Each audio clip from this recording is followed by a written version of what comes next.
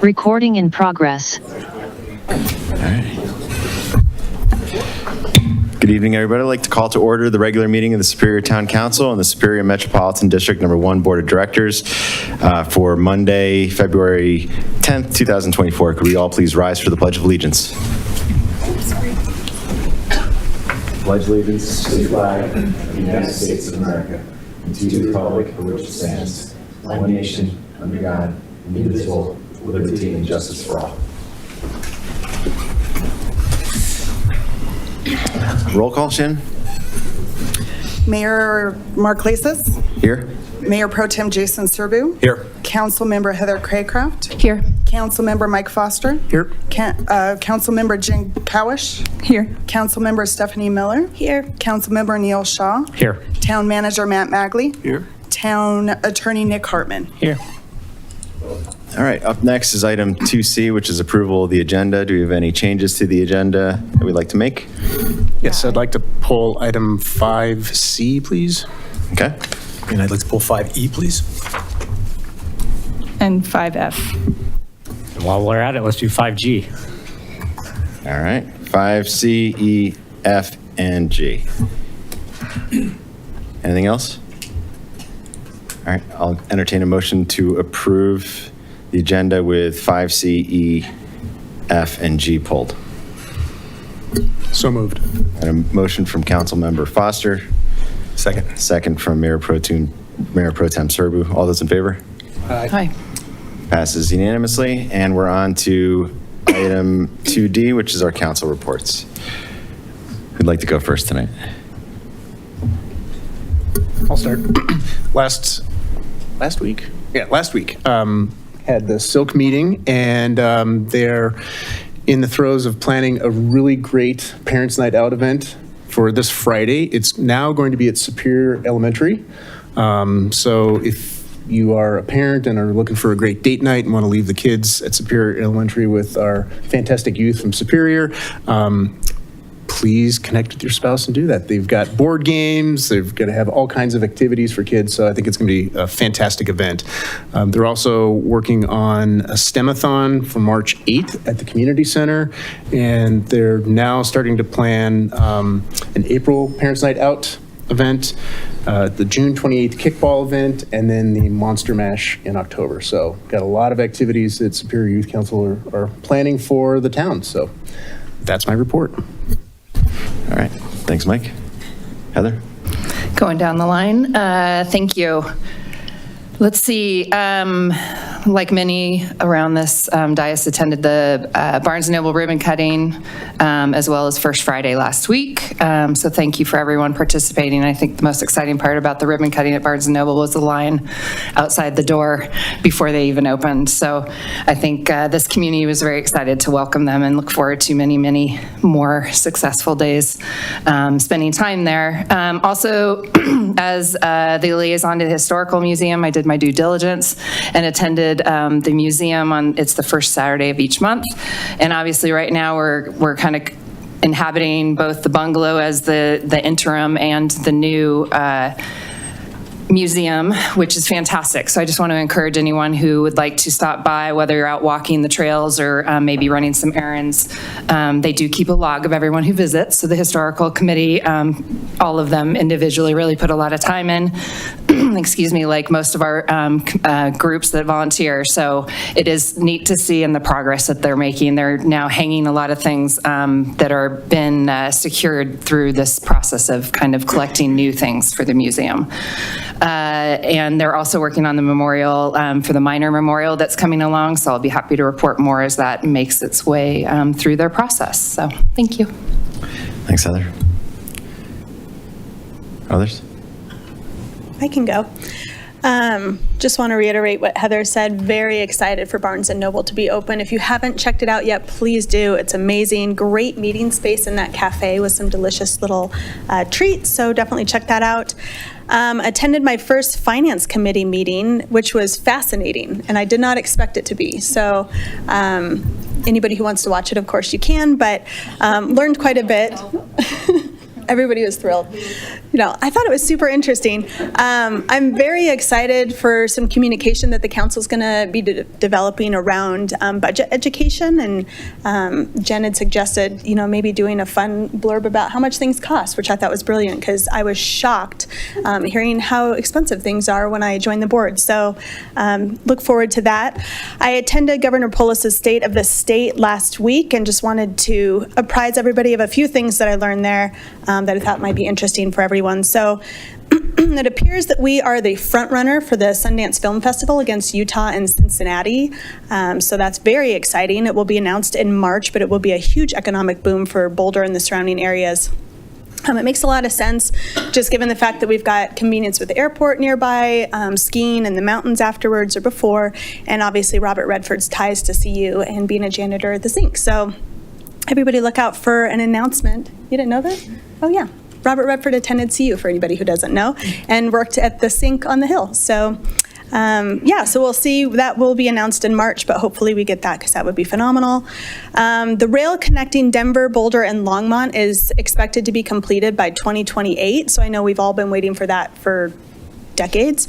That should be completed in 2028 with Fort Collins connection within the next year or two after completion.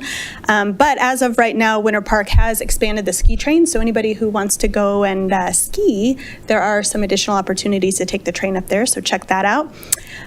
Colorado and specifically Boulder County is becoming a quantum technology hub. So we beat out Chicago for about $44 million in federal funding. There's also an additional $74 million in state funding being dedicated to quantum technology, as well as an estimated $1 billion in private capital. And it's going to create about $1 billion in statewide economic impact with thousands of jobs. So I know that we're obviously trying to attract some more businesses here, and with that, leasing out the medical campus, it might be an additional opportunity to look into because they are building a facility right off 128th, kind of around the windmills, if you're familiar with that area. There's one being built over there, but there's a ton of companies coming into the area with that. It's basically like Silicon Valley, but for quantum technology, which if you don't know anything about quantum technology, Google it. It's fascinating. So look into that, but that's very exciting. Colorado also has more jobs than the number of unemployed. The issue that we're running into is the fact that a lot of the unemployed individuals aren't educated in the skills that are required for the jobs that are available. So the state is working on some programming to help with some professional development in the next year or so.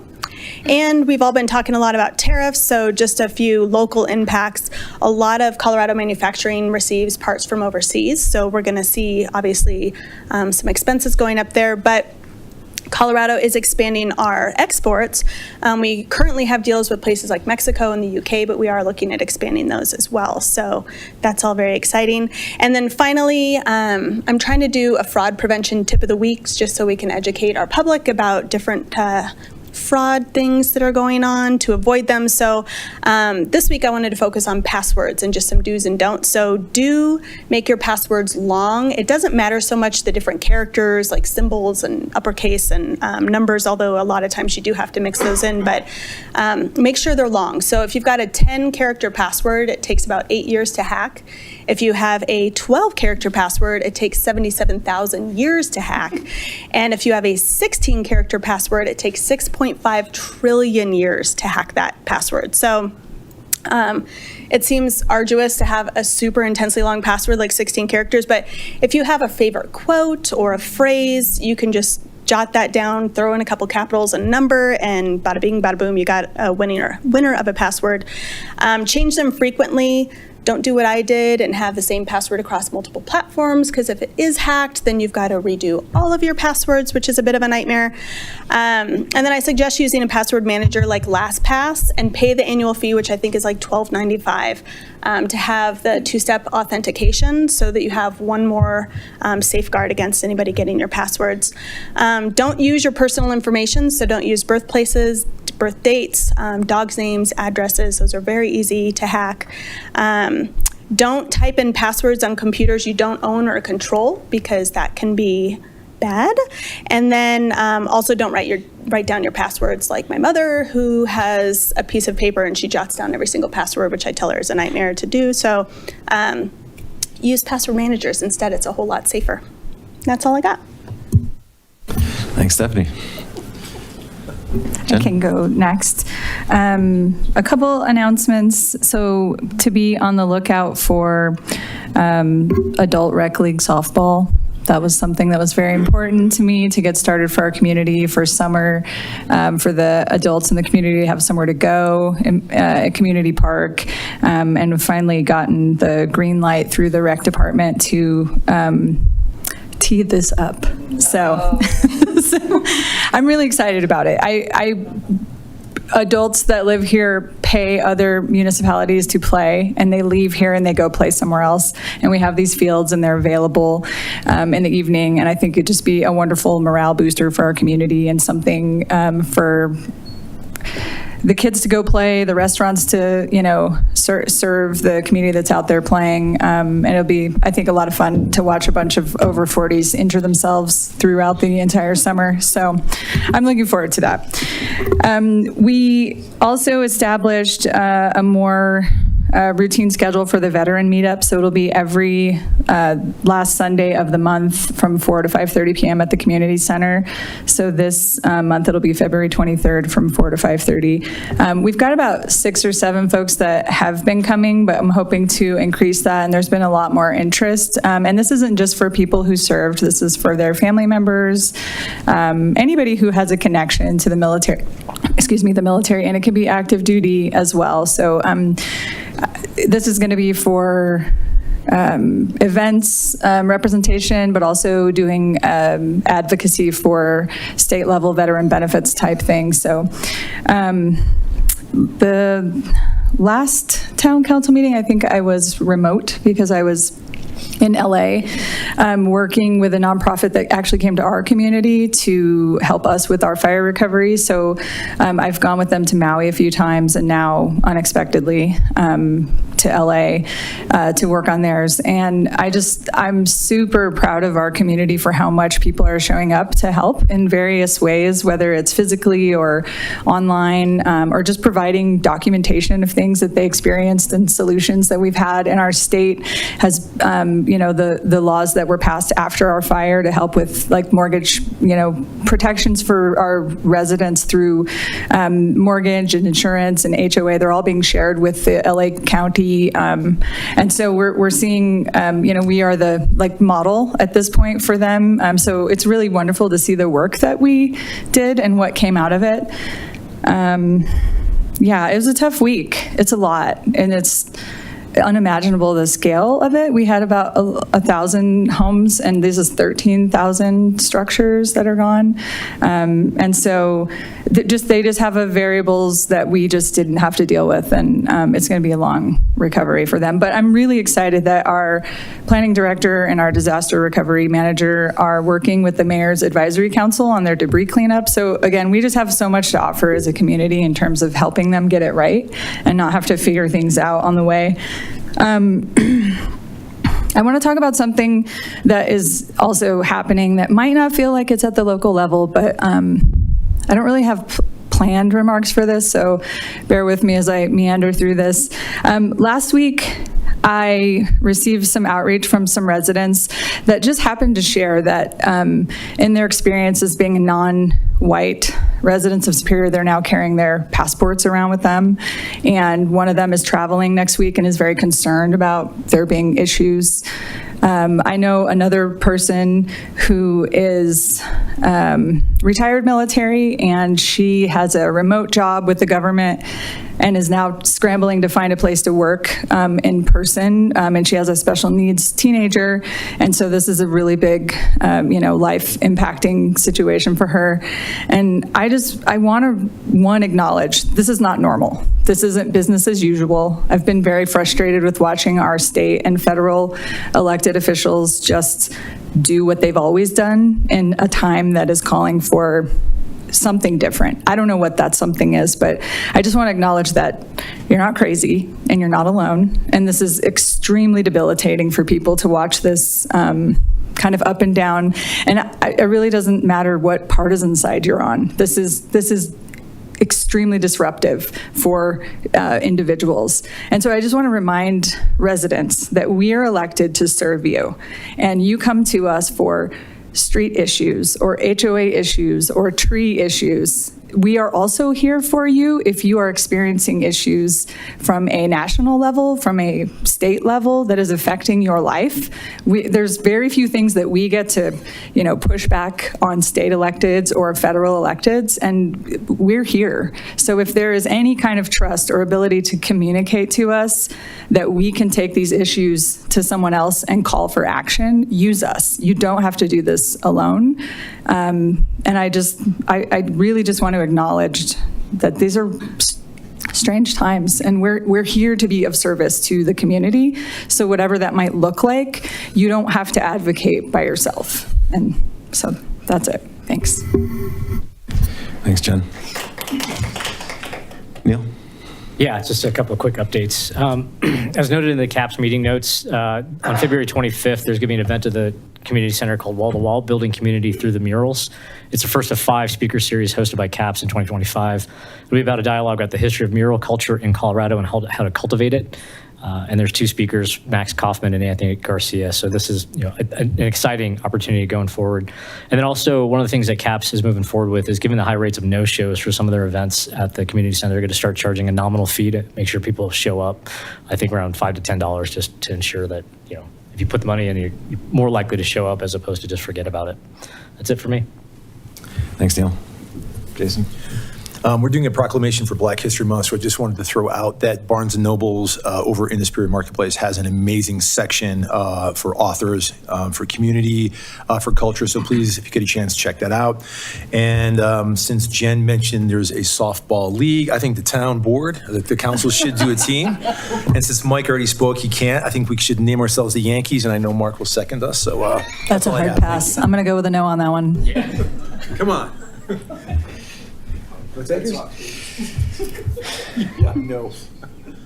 I love my Yankees. That's right. Good evening, everybody. Good to see you all. Just a couple of announcements. On February 19th, the Superior Chamber of Commerce is hosting their State of the Chamber. I know we've got members of the chamber here tonight who are probably going to speak during public comment, so I won't steal your thunder, but Wednesday, February 19th, 11 a.m. to 1 p.m. is the State of the Chamber over at the Blue Sports Stable at the, the Stable Bar and Grill now is what it's called. So that's always a great event. There's speakers, and it'll just be a really great opportunity to see what the businesses are doing in our community. And then the following day, on Thursday, February 20th, the town is hosting here at Town Hall at 6 p.m. A neighborhood meeting for the Rock Creek Parkway, Coal Creek Drive intersection improvements that will be completed this summer when we work on Rock Creek Parkway. So if you have any input on how that intersection should be reconfigured, if at all, whether it's a roundabout, a traffic light, please come to that meeting, weigh in, give us your feedback, and that'll be very useful with the engineers and design team that are going to be putting together the final design for our approval later this spring. And that's all I've got. Town Manager Magley. Thank you. Just wanted to welcome Shannon as our new town clerk, and also thank Lydia for her time as serving as town clerk. That's it. Nick? Nothing. All right. Shannon, anything to report? You don't want to start off with a big report? Okay. All right, we're on to item 2E, which is public comment on our consent agenda, presentations, and non-agenda items. We ask that if you're going to give public comment, please sign in at the desk there, your first and last name, and the city in which you reside. You don't need to get your full street address. We limit public comment to 5 minutes per person, and we'll take it in the order in which we see you signed up on the sheet. If you're participating via Zoom, please use the raise hand feature, and I will call on you in the order in which I see your hand raised. So first up.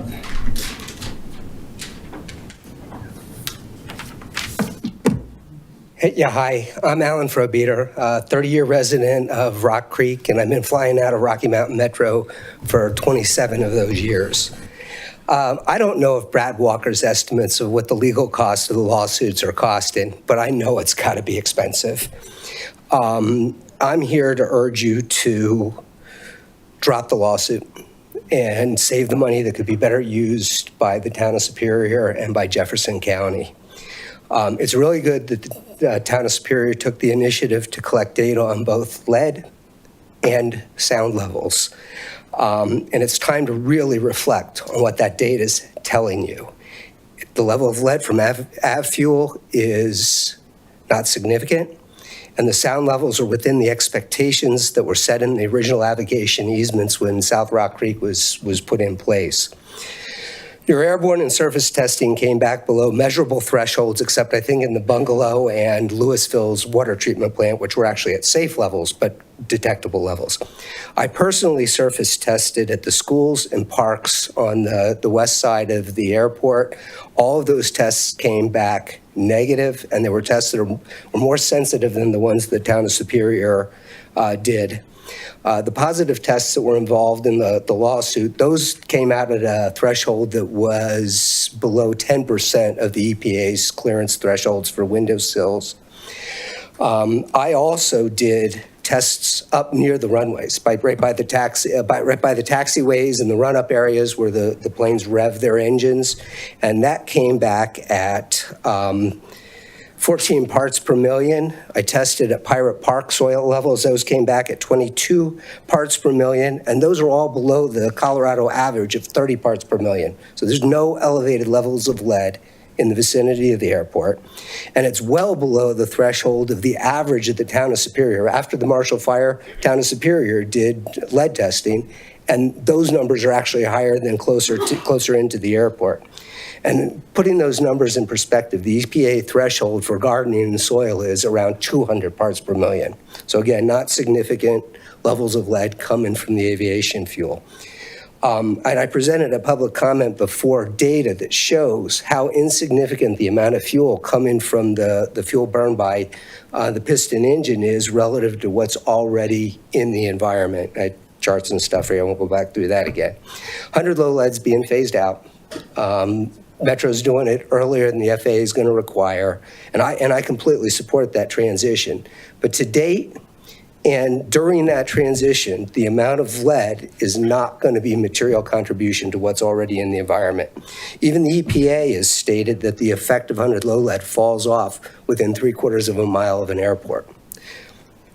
Now, moving on to sound levels, I really appreciate the data that's coming out of the sound monitors that the town of Superior put in place. Another month, you'll have a whole year's worth of sound data, and the monthly reports are focusing on the amount of time that there's an elevated level of sound. But what they're conspicuously missing is the LDN, which is the day-night logarithmic average with a 10 decibel penalty at night. So I went through the raw data and did the calculations myself, and it's pretty clear that over the year, the LDN is going to be below the 60 decibels. There's some occasional excursions, but that's not caused by noise coming from aircraft, because I cross-referenced it to airplanes in the vicinity. The measured levels below what the Rock Creek navigation easement state is a limit of 60 decibels LDN, and well below the threshold of FAA's 65 decibels. Many question, I'm going to be a little blunt here, many question the wisdom of allowing development at the end of the runway. Now that it happened, people choose to live there. If they feel they've got their own path for a lawsuit, I don't think the town should be spending money on it also. I know there's a perception that there's been an increase in operations, but actually it's only about 10% over some of the peaks in the late 70s. The Community Noise Roundtable, which was unfortunately dissolved, brought more awareness and caused better voluntary noise abatement procedures to be developed. I fly quieter now, and I better appreciate the concerns. The flight schools have voluntary limited night flights. I want to say trustee, Mayor Pro Tem Serbo's night flight patterns have gained traction. FAA Part 150 studies being started, and the airport has hired a public affairs specialist. I encourage the continued dialogue, but the lawsuits need to stop. Please stop wasting the taxpayer money. Thank you. Thank you for your comments.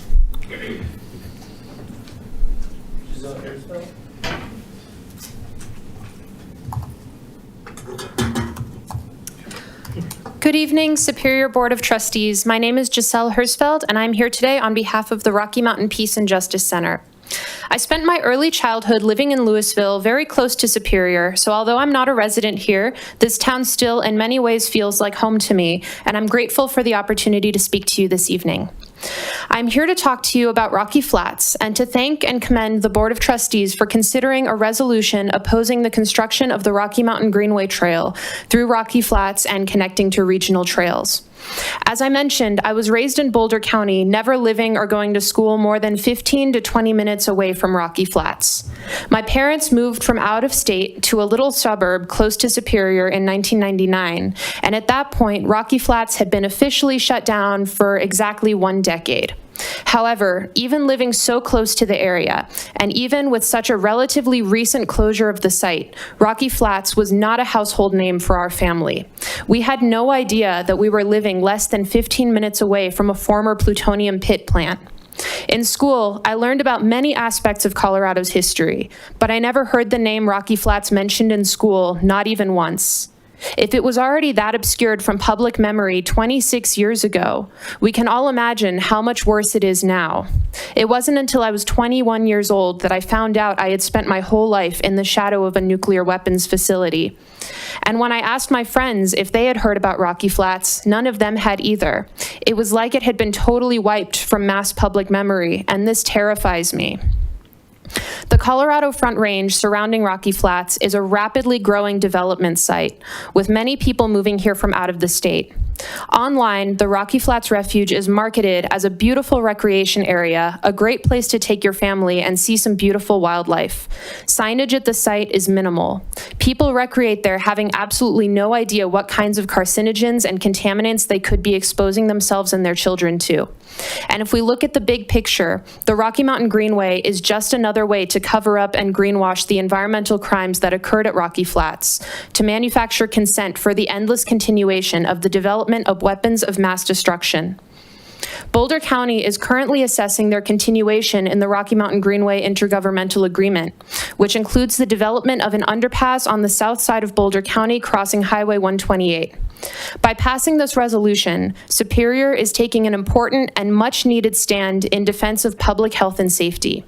Thank you for seeing through the fog of Department of Energy propaganda and standing with your constituents on the right side of history. I know future generations will thank you.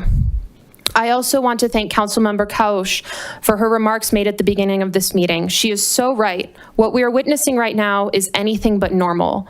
We are living through very strange, unsettling, and dystopian times, and it will take all of us being present, aware, and standing together as a community to keep each other safe and ensure that our most vulnerable community members' needs are met. We need the brave leadership of our elected officials to stand up to ICE, defend our undocumented friends and neighbors, stand up for the rights of our most structurally marginalized community members, and defend what democracy we still have left. Thank you so much. Thank you for your comments.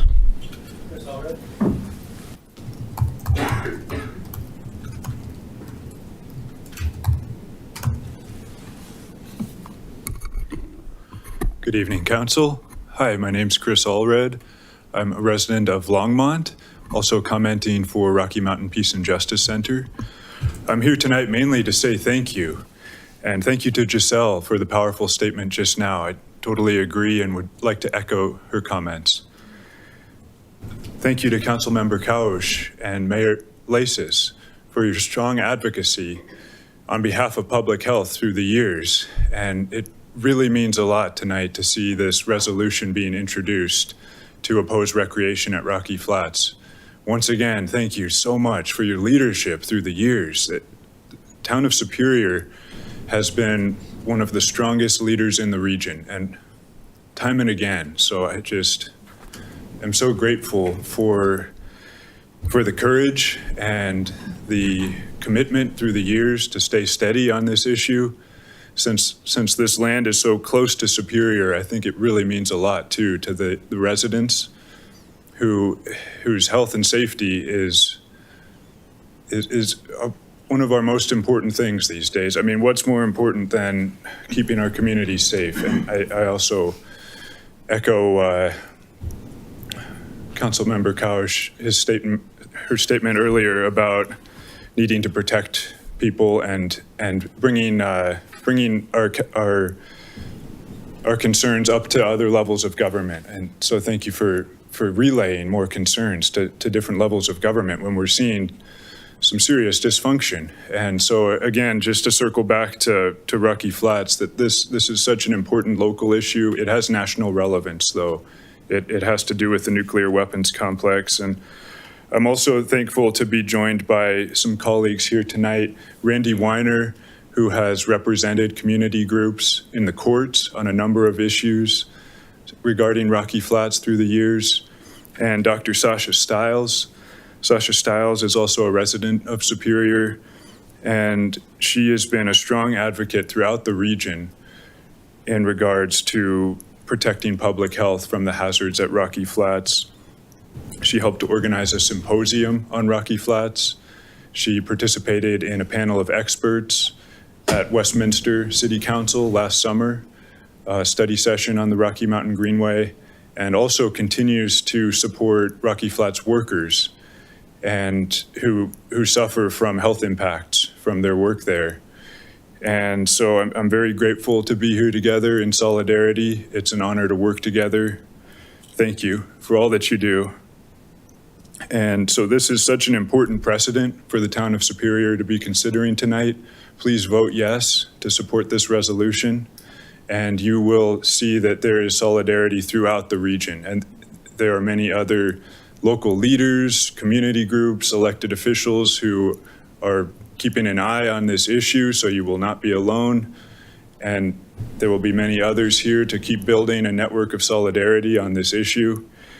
And for anyone who would like to learn more about this issue on the council or in the community, on March 6th, Boulder County will have a study session on the Rocky Mountain Greenway.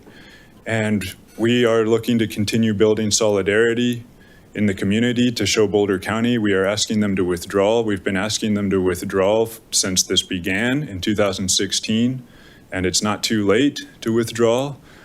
And so we hope that the more solidarity we have between local governments and community groups, then Boulder County will continue to have the confidence to listen to their community, and they'll make that decision to withdraw.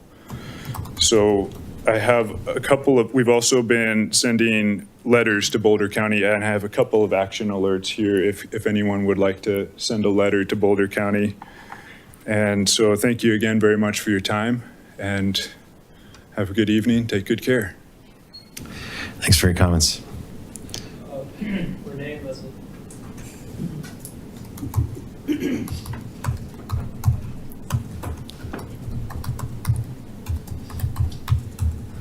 Welcome.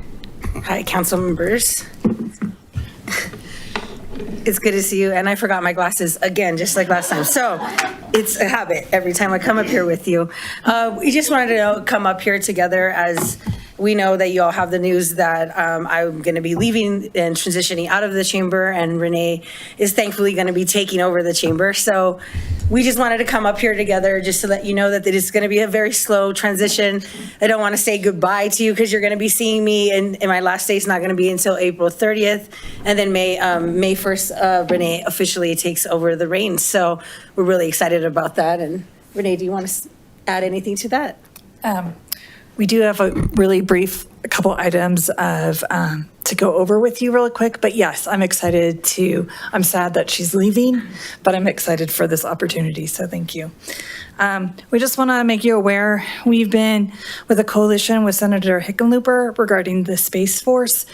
I'm not sure if you're aware, there has been evidence that and kind of lobbying to move a lot of the Space Force jobs to Atlanta.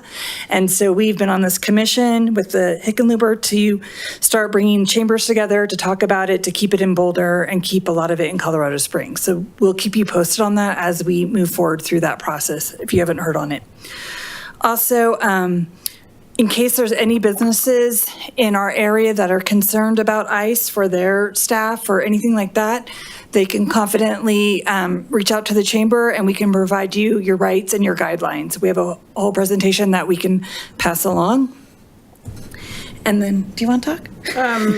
Just to add on that, we actually have gotten some questions from some businesses already, and that some of their back of the house staff are concerned about it happening during the day. So we will probably still we will send out information out to our businesses just for them to know their rights. But officially, the chamber is not taking an official stance on anything, but we do feel that it is our right to educate our businesses. And so that information will be going out. We'll copy you, send it to Jill as well, and maybe she can get it out to businesses, and we just make sure everybody at least knows what their rights are. And then, as the mayor has mentioned, State of the Chamber is next week. I encourage everyone to come. We'll be talking about the report of what the chamber has done in the last year in 2024, as well as what's coming up in 2025. And we have some excellent speakers, including the mayor. And then you can register at superiorchamber.com.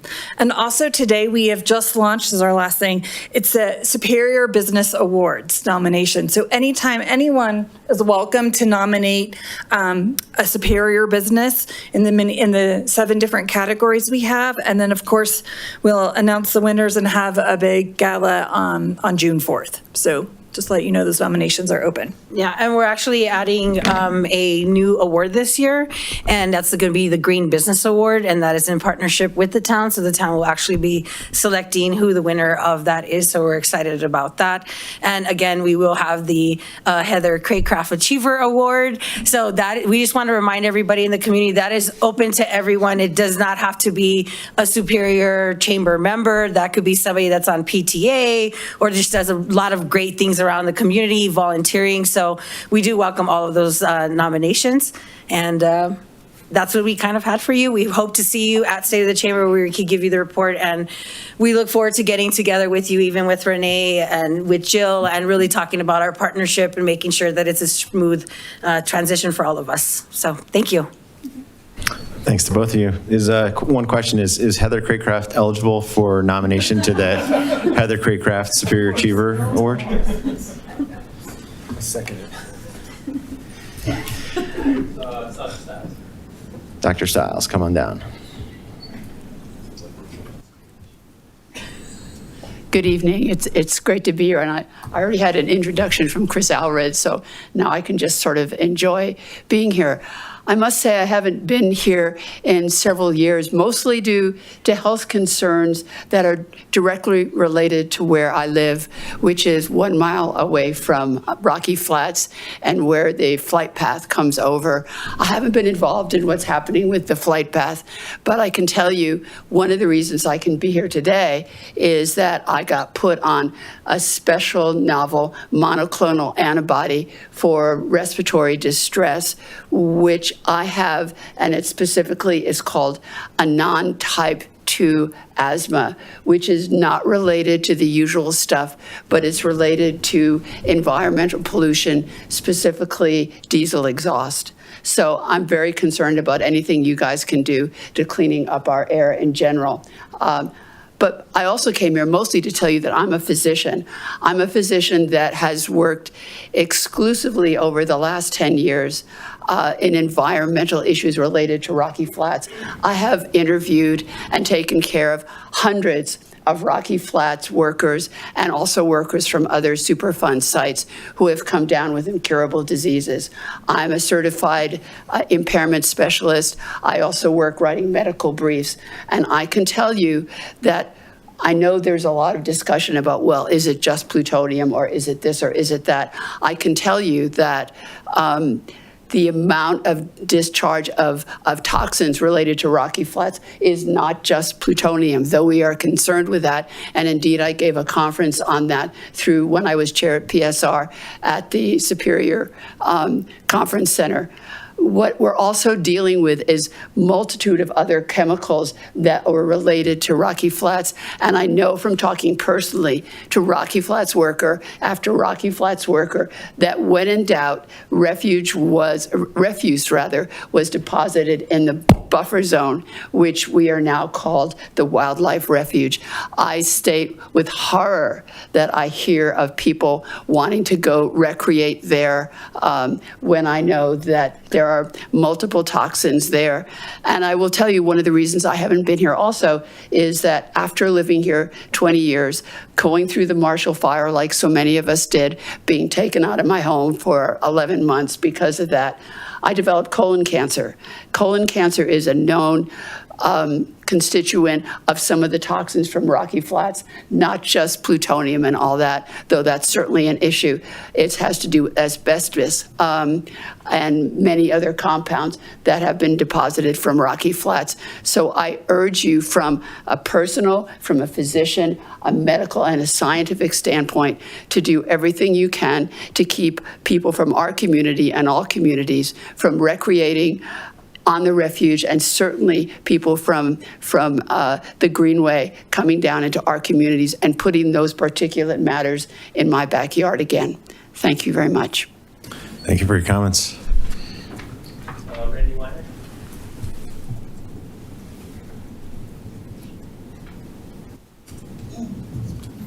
Hello, Council.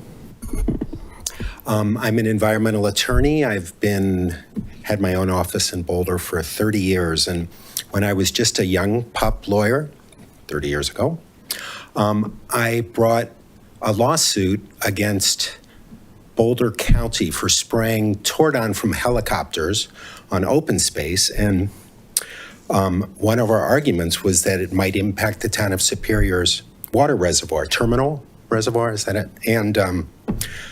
And I was surprised that Superior worked with us on the lawsuit. It was eye-opening how environmentally sensitive this town was to so many issues, like protecting its water. And as a result, we didn't get an injunction 30 years ago to stop helicopter spraying, but we did create a buffer zone around Terminal Reservoir to make sure that any of the spray didn't get into your folks' water supply. And the very next year, Boulder County stopped spraying from helicopters or any other kind of aircraft.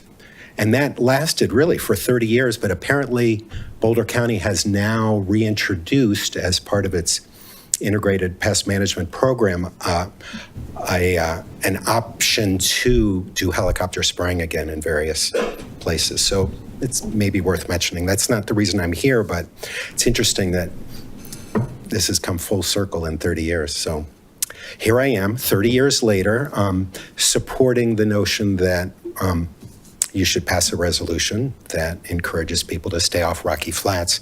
I've represented the groups trying to keep folks off Rocky Flats for maybe a decade now, generally unsuccessfully. I've been a pretty successful lawyer, but where Rocky Flats is concerned, I haven't been. And the groups I represented and currently do are Physicians for Social Responsibility, PSR Colorado, Rocky Mountain Peace and Justice Center, Environmental Information Network, Rocky Flats Downwinders, Candelas Glows, Rocky Flats Glows, and the Rocky Flats Public Health Advocates, Randy Stafford's group. So the main reason I'm here is to counter maybe some propaganda you've heard on the other side, which is that the courts haven't stopped folks from going onto Rocky Flats, and maybe you've even heard that they've decided it's safe. So, which was something that was told to some of the city council members in Westminster. So as a result, I petitioned the court. It's a federal court in DC. I petitioned the court to clarify what it had decided when it denied our motion for a preliminary injunction. And to quote, the court on December 2nd said, I didn't grant a preliminary injunction under NEPA, but doing so, quote, did not call for the court to make factual findings about safety, and the court made none. So if you hear that, oh, the courts have said it's safe, they haven't. They haven't granted a preliminary injunction, but they haven't claimed it's safe. And the fact that they haven't granted a preliminary injunction makes it doubly important for local governments like yourself to warn people to stay away from Rocky Flats. Thanks for your time. Thanks for your comments. All right, turning now to Zoom, we've got Jack Rohr.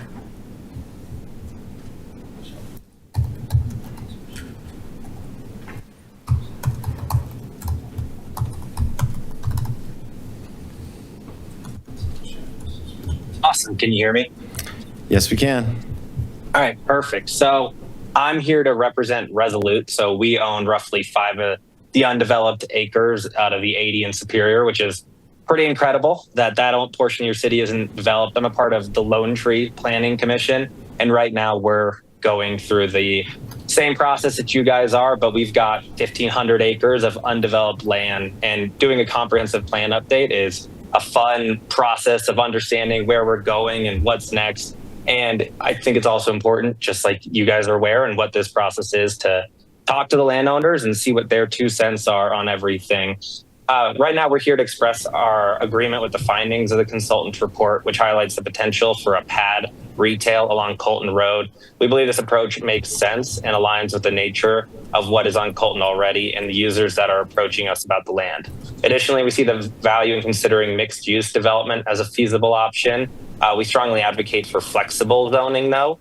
We found that if you limit a site to only one use or to only one type of use, such as 100% commercial uses, the flexibility limits development. We've been marketing this site for commercial for about 14 years, as well as a hotel, as everyone here is aware, and have had 6 hotels under contract, all of which have dropped out due to market conditions. If we keep flexible zoning, by doing so, we create a dynamic and responsive development that meets both the town's and Resolute's goals. Over the past few months, we've approached the town with several potential pad users, only to be redirected. Furthermore, we've had 6 hotels under contract that ultimately withdrew. This highlights the need for clear and consistent direction that aligns with market realities. At landowners, we seek guidance that balances the town's aspirations and market feasibility by establishing zoning guide rails that provide direction while allowing market forces to play a role, and we can achieve a desirable and sustainable development for Superior. I thank you guys for all of your work that you've done on this. I know how much work goes into all of this for council, for staff, for commission, for everyone involved, and I appreciate you taking the time to listen. Thank you for your comments. Brad Walker.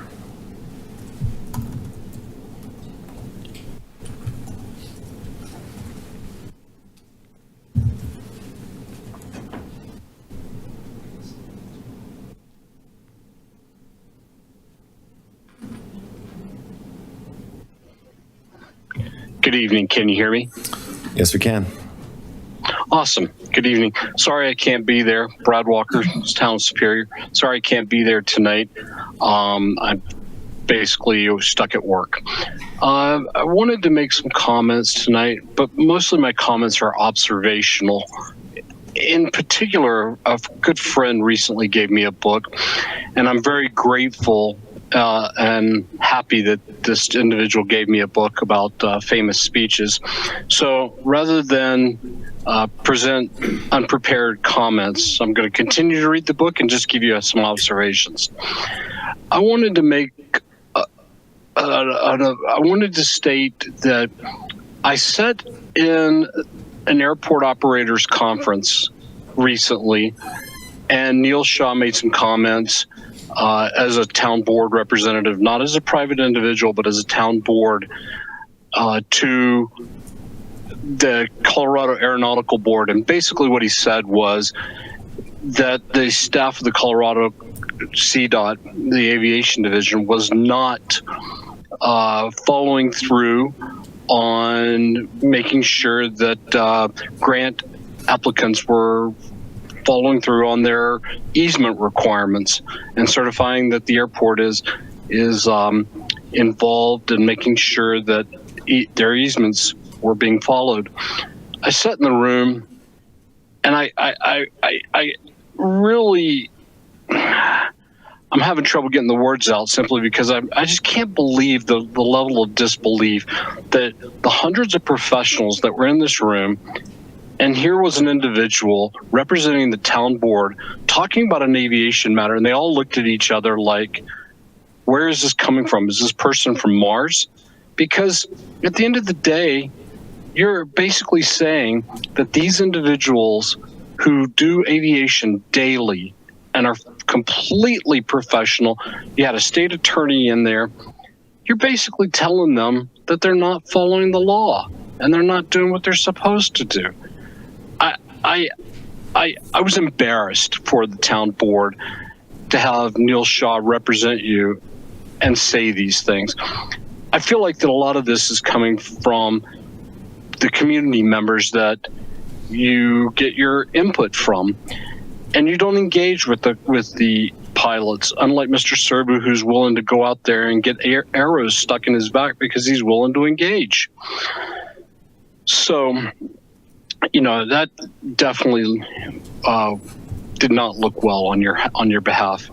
In addition, excuse me, some of the comments about the Rocky Flats, I'd like to remind Mr. Hartman that I think we need to increase our efforts to make sure the town of Superior, who lost their lawsuit against the Department of Fish and Wildlife and were ordered by the court to pay legal fees, I think we need to increase our efforts to make sure that we follow the law and the town board ponies up and make sure that they pay, because at the end of the day, filing lawsuits just for political purposes gets you nothing. You see it with the airport, you see it with Rocky Flats, it gains you nothing. You spend our tax dollars.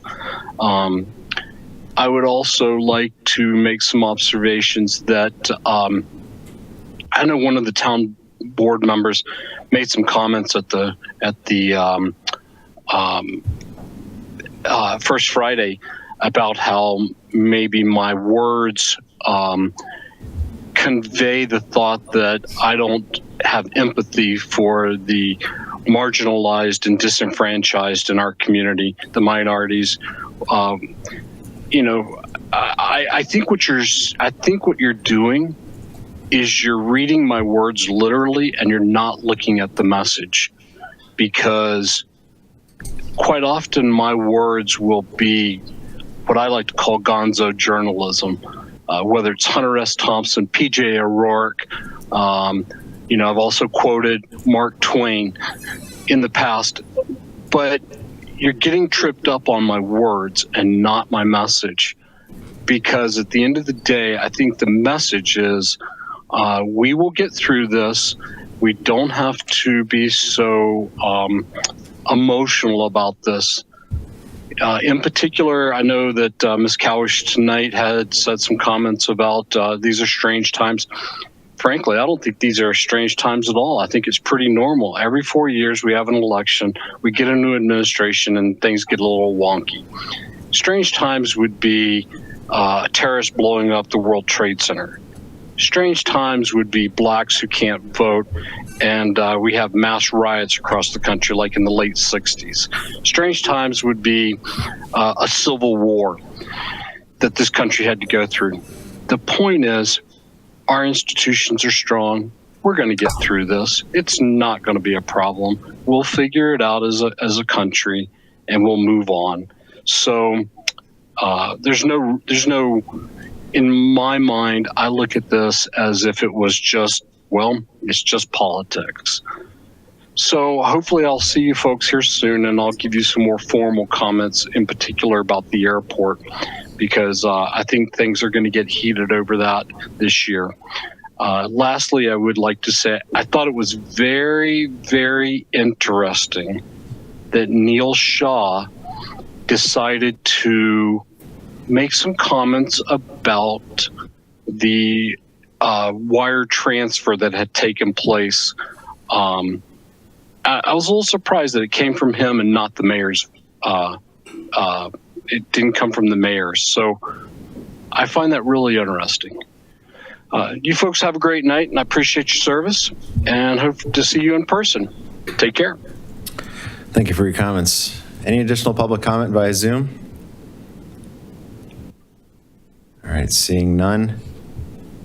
Public comment is closed.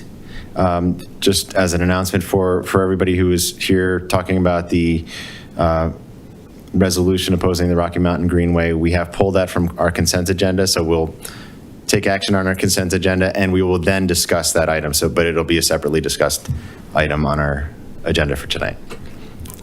All right, we're on to item 3, which is our economic development update, and we have our economic development manager, Jill Mendoza.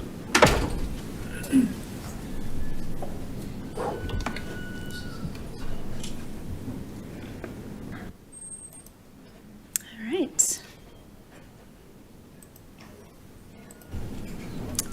Good evening, Mayor and Council. I'm happy to be here tonight with you to discuss one of the key priorities for the town, which is economic development. Tonight, I'll discuss the business climate. We'll review our commercial centers. I'll talk about business attraction and business retention, as well as our goals for 2025.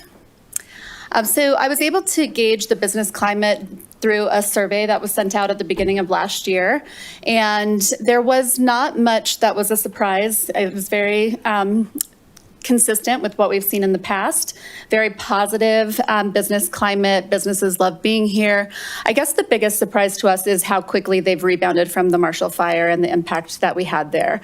You know, I would have expected that to be much more long-term, and it really wasn't. Businesses bounced back within the year, and we're attracting new businesses every day, which is phenomenal. So I feel really happy with the business climate. Businesses are saying that things are excellent or very good.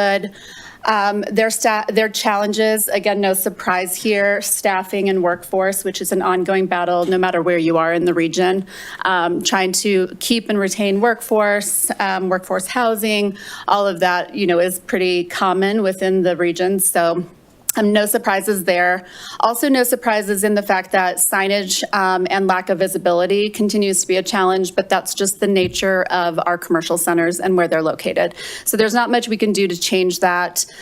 We could potentially have additional signage, but most of that is already kind of required and in place. So, you know, there's maybe something we can be a little bit more flexible on there, but in general, you know, we've done what we can to partner with businesses and to try to increase their visibility. There is a lot of optimism, and I'm thrilled about that, especially with many of our families returning home from the Marshall Fire displacement, and just a general sense of optimism. Like I said, with the attraction of new businesses is really a sign to me that people are confident being here in our community, and our community really supports our businesses. The desire that businesses are expressing is assistance with marketing. And again, there's no surprise there. That's an ongoing kind of shortcoming for most businesses is how do you market yourself effectively? They're good at doing what they do, but then actually promoting what they do and getting attention is an ongoing challenge. So we do partner, and the Chamber does a very good job of helping us to elevate our businesses and to bring attention to the businesses within the community. And then there was an opportunity there for them to ask for meetings with the Economic Development Department, and many businesses did ask for that. So I've done outreach, which is another important part of my role, is doing business retention and making sure I'm in touch with the business community. In addition to the survey, we also have had extensive business outreach, and I want to thank our planning department for leading the effort in our comp plan update efforts to make sure that we include the business community in our comments. And they were able to recruit a whole slew of staff members that went out and did outreach for our business community. So it was really great. This year, we've actually been able to touch, I would say, probably over 80% of the businesses within our community, which is something that I can't do alone. So that was really wonderful to have the staff help with that. So just to reiterate, I know all of you know this, but we only have 5 commercial centers within the town of Superior, the Marketplace being the largest, Superior Plaza, Downtown Superior, Rock Creek Village, and Colton Crossing. And Downtown Superior is the newest and, you know, coming online now, so it's the least well established.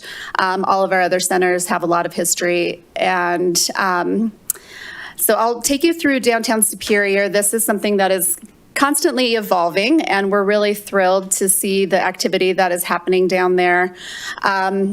Within downtown, we have several businesses that have already opened. Halcyon was the first, Boulder Bake followed, Crack Boba opened, and then we have Menchie's under construction, ready to open hopefully in Q1 of this year, as well as Studio Pilates that will open hopefully in the spring. So getting a lot of activation within the Main Street area, and that's really important because until we have a critical mass, it'll be really hard to try to bring businesses here. So as businesses see other businesses open, it gives them a sense of confidence. They also can gauge the success of the businesses down there and determine, is this a good place? Is this a good fit for me? All the businesses have been very cooperative and wanting to talk with new prospective businesses, which is great. So the yellow on the Main Street are our live work units, and those have been very successfully activated. I didn't put each and every business in there, but I will flesh that out for you because those units are coming online more and more. And we are seeing a mix of uses within those live work units, which is great.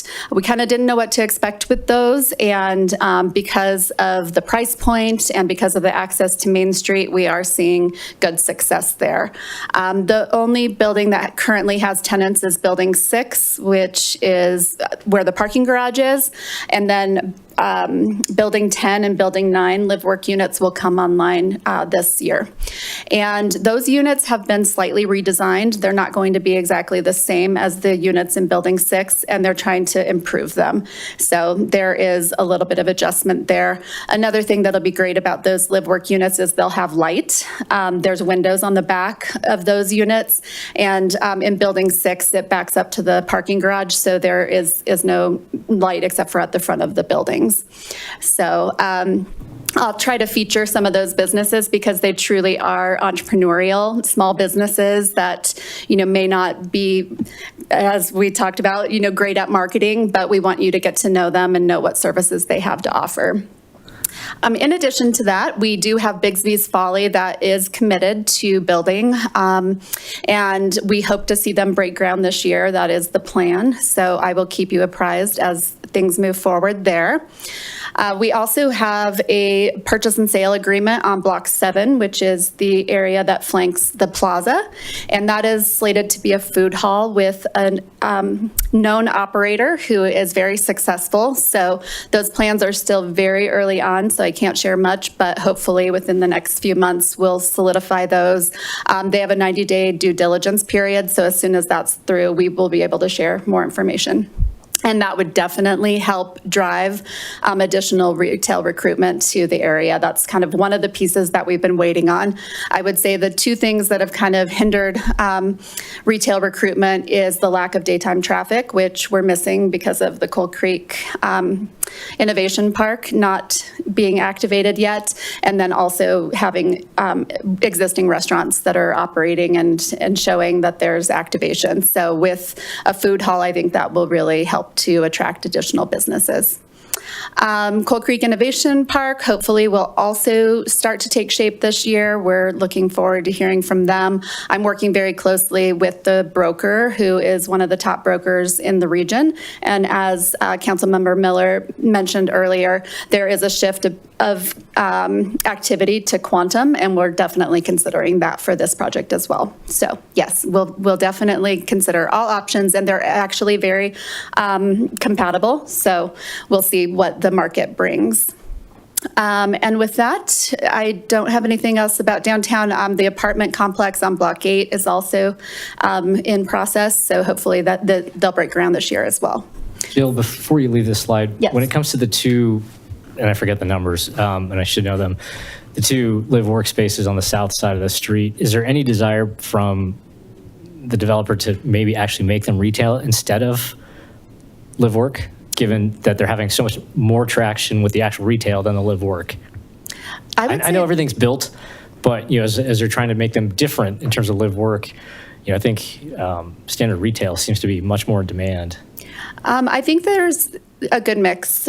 We have about as much success, I would say, on the live work units as we do on the retail side. Okay. So I feel like the developer thinks that they have more retail than they should. And so we're actually just trying to make sure they keep the retail that has been committed. So I don't see that happening, but they're already built out, which also is a consideration. It would be pretty hard to change those at this point. Right. But the reality is we could work very intentionally to attract the right type of live work potential there. So, we can look at artists, we can look at entrepreneurs, we can really start targeting our efforts because we can show how great these units are. I think we could maybe have clusters of pretty interesting mixes of businesses if we did a little bit more targeting there. It has been a balance. Just for your information, those units are governed by the residential component. So the leases are actually residential leases. They're very low cost. They're also very low risk. You can get in for a year, test the market, as opposed to retail, which retail is a 10-year commitment, or, if it's less than that, it's even more expensive. So the live work units have been challenging because they are overseen by Greystar, which is the residential leasing arm of this project, and they're not allowed to share information with me about residential leases. Given the Colorado laws, it is private, and so I'm literally knocking on doors to try to find information about these businesses, which I've been able to do, but it's been an interesting process. Yeah, I mean, along those lines, because the laws around residential are very different. If a live work business is sort of violating the terms of their business license, how does that work from an eviction perspective? That's a very good question. The business part of it is not necessarily as concrete from a contract perspective. It's just basically they're explaining what they're doing, and so it's very hard to kind of hold them to exactly what they say. That part of the contract is not really enforceable, and I would love to maybe explore that with our attorney at some point, is where are we able to hold them accountable for who they bring in and make sure it's a good fit for our community, because they're residential leases. It's really on the residential side that they're able to get in. Right, because the PD has specific requirements on number of hours that they're open and everything else, but if we can't enforce that because it's a residential lease, then what's the point of the PD? Yeah. Well, and it's very loose, right? It's like 50% of business hours over the course of a year. How do you measure that? It's they're interesting units, and we're doing our best to kind of adapt and evolve as we see how they come into fruition. But I would say it's a work in progress. Thanks. Yeah. Any other questions about downtown? All right. So overall, our retail vacancy rates are really great. We're actually at 0% vacancy in 2 of our centers, which is unprecedented. I haven't seen that in the time that I've been here. Coal Creek Crossing is fully leased, as well as Rock Creek Village. We do have a lease coming available on a unit in Rock Creek Village, but they're already in discussions with a tenant. So hopefully that will be just like what happened with the flower shop. We'll have a quick conversion, and there won't be any vacancy long-term in that center. So that's really great. Superior Plaza also does not have any vacancy now that we have the physical therapy group that is operating there. So that's wonderful. And then the Superior Marketplace, I know that there is a perception that there's a lot of vacancy there. Because it's such a large center, people tend to lose sight of the reality of the square footage there, but we have very little square footage available in the Superior Marketplace. And I really have to thank Brixmor for being so creative with their specialty leasing program. It's really allowed for us to have some of our unique and creative businesses that don't necessarily have the financial wherewithal to take on commercial leases to get into those spaces, test their business, and see if it's a good fit for them to have a commercial space. So we've had a great partner with Brixmor to really get that center activated, and I'm really excited for what's happening there, especially also with the Barnes & Noble. That was a long-term vacancy that we had seen for years, and we're thrilled.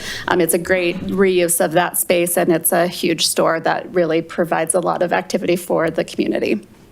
Our biggest challenge right now is downtown Superior, and that is just the function of the current economic state, new retail coming online, the area not necessarily having a history, so not being able to show traffic patterns and not really having activation from a community perspective. So that is, we're working on that, and we're getting really far along with that, with having new events down there, having new businesses. But I am bringing on a retail consultant to help me update our marketing materials. My current marketing materials are from 2022.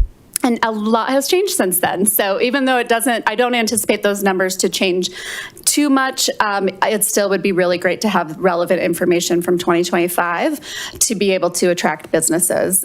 So we'll be able to do cell phone data analysis and see exactly how much activity is happening downtown, be able to show impacts from different businesses opening, impacts from events, and be able to tell the story of why being in downtown Superior is a great place. So very excited about that, but that is definitely my number one priority this year, is looking at activating downtown. Jill, one question about the percentages here for the vacancy rate. Is this a percentage of the square footage that's available, or is this a percentage of the units that are available? Square footage. Yep. And it is accurate now because all of downtown's units are available. We don't have the units that are to be built. So Block 7 and Block 4 are not included in this. This is just the retail that's actually built, and all of that retail has been delivered. So we can lease out space in any of those buildings on Main Street at this point. Jill, do you know if for downtown Superior, because I know it's extremely expensive to build out from a shell when there's no HVAC or plumbing or anything, do you know if they'd be interested in potentially giving more of a credit for businesses coming in? Because I think it might just be cost prohibitive, and maybe that's why we're not seeing them flying off the shelves as much, because it is extremely expensive. So have they had any talks with you about that, on whether or not they're willing to increase that at all? Yeah, I've had a very good relationship with Carmel, and I would say that they've actually increased TI over time as they've seen the build out process. We're learning with every new build out. Honestly, this is a new landscape, and I'm learning the issues with the building. I'm learning the things that we can do to expedite this process. Thank you so much to the planning team and the building department. They've been wonderful partners to help our businesses go through this process. And I think Carmel is also doing their part. They've definitely stepped up. I think our TI is well above the regional average. And it is just the function of new build. It's expensive. The cost of materials right now is very high and will probably get higher with things that are going on within the political landscape, as well as the cost of capital. And I'm hoping that that will shift this year and we can kind of get back to a rate that people are comfortable with. But it has been a challenge, and the build out is just expensive. There's no way to look at it. And a lot of these businesses are so small, it ends up being their own capital that they're working with.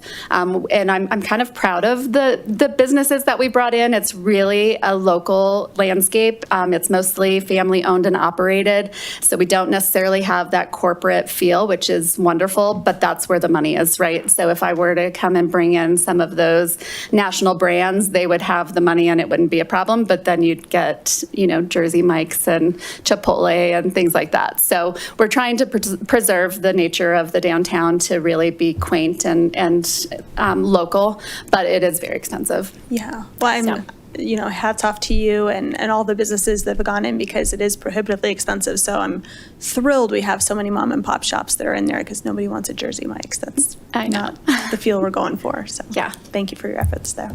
Sure. All right. Sorry. Oh, yeah. Can we go back a slide? So I just want to make sure the two asterisks next to Superior Plaza, that should be next to downtown Superior, right, in terms of retail units, because Superior Plaza doesn't have any live work.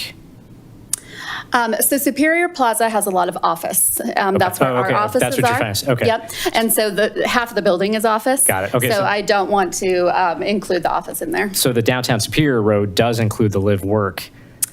It does. Okay, so the 18%, which seems really low relative to how much is now available, so maybe I'm just off. Yeah. Okay. More to Superior Marketplace and the Brixmor being a good partner is words I never thought I'd hear in this room for a very long time. So it's great to see and hear that. But one of the issues, it comes up, and it's actually great because we're working on the comp plan later. And you look at a lot of the comments in there, and signage is a big deal. There's a broken sign at the corner of Sycamore and Marshall Road. It still says Party City. It has said Party City for a very long time. Party City finally left, a year ago. Can we get Brixmor to fix their monuments? They've done a decent job of cleaning things up, but the fact that Party City is even referenced anywhere here is sort of confusing because a lot of people are like, wait, we have Party City? Like, no, they left. There's that. Now, the other issue, and I know this is something we've talked about in the past, is when something is leased but unoccupied or unused, it still shows up as being rented. What's the plan with Farrow's on a go-forward basis? Yeah, good question. He owns the building. Right. Yep, so we're working with him. I'm not sure when and if he'll put it on the market, but we're working with him to figure out what his plan is.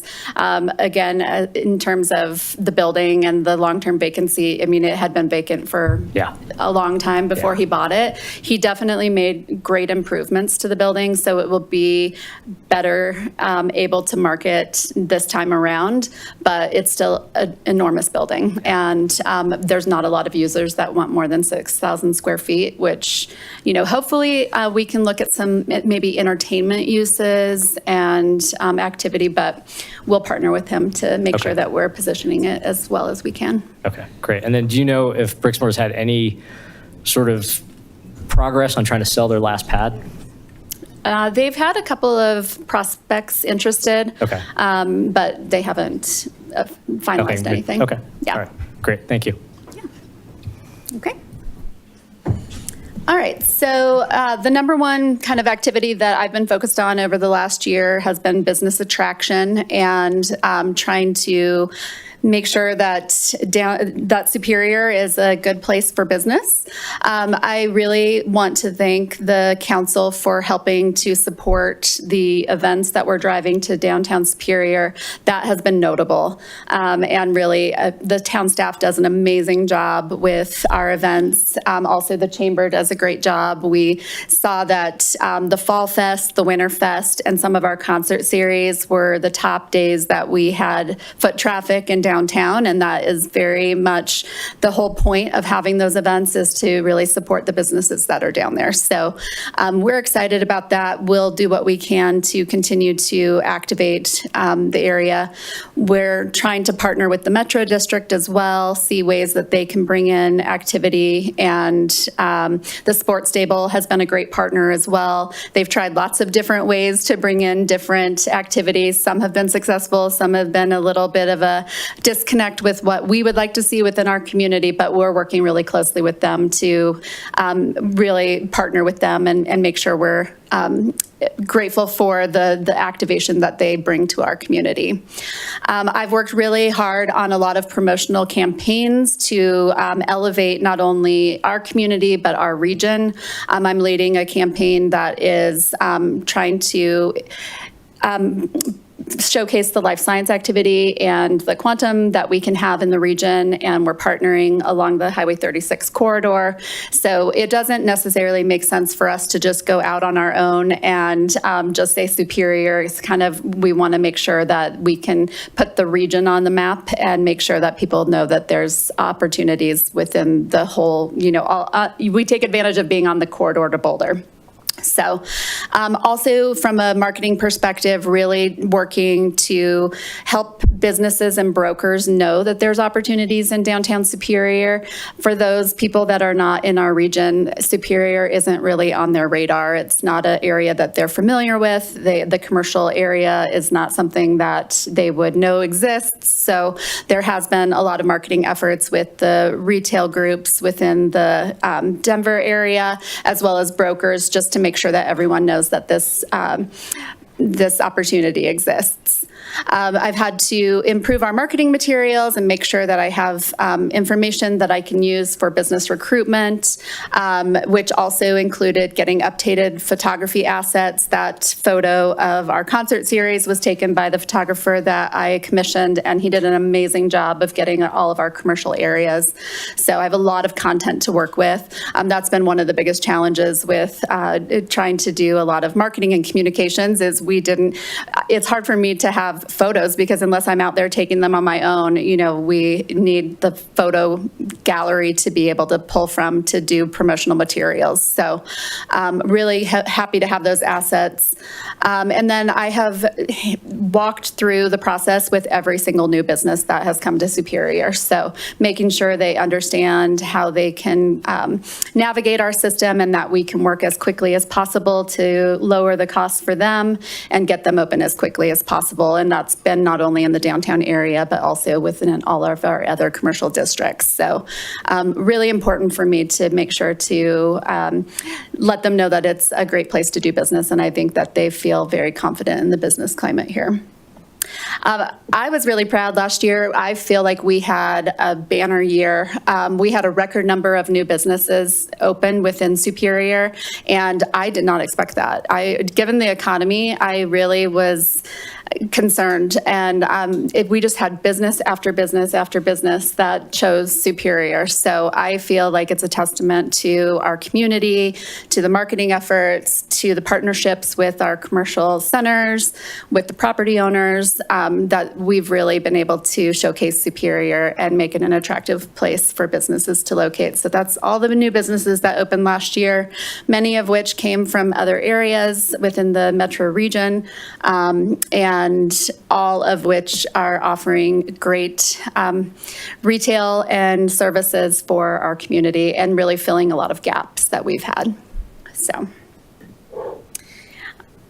here's some of the examples of the different areas that I really focused on marketing. So downtown Superior, obviously the number one effort that we put in, and I do collaborate very closely with CBRE. So I feel like anytime that they have a prospect that they are talking to, we're working to make sure that we help to sell downtown Superior.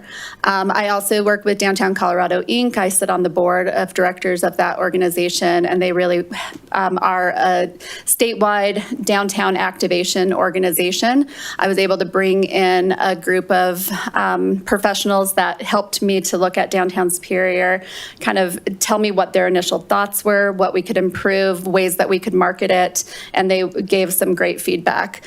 They're also going to be doing a mobile tour here this year, so they'll be bringing in not only other professionals but elected officials from around the region and showcasing what we're doing in downtown Superior. And it is a unique experience, right? Most downtowns are existing. They've been existing and they're in the redevelopment process. Ours is brand new, so it's a kind of unique business case to figure out how to do it well.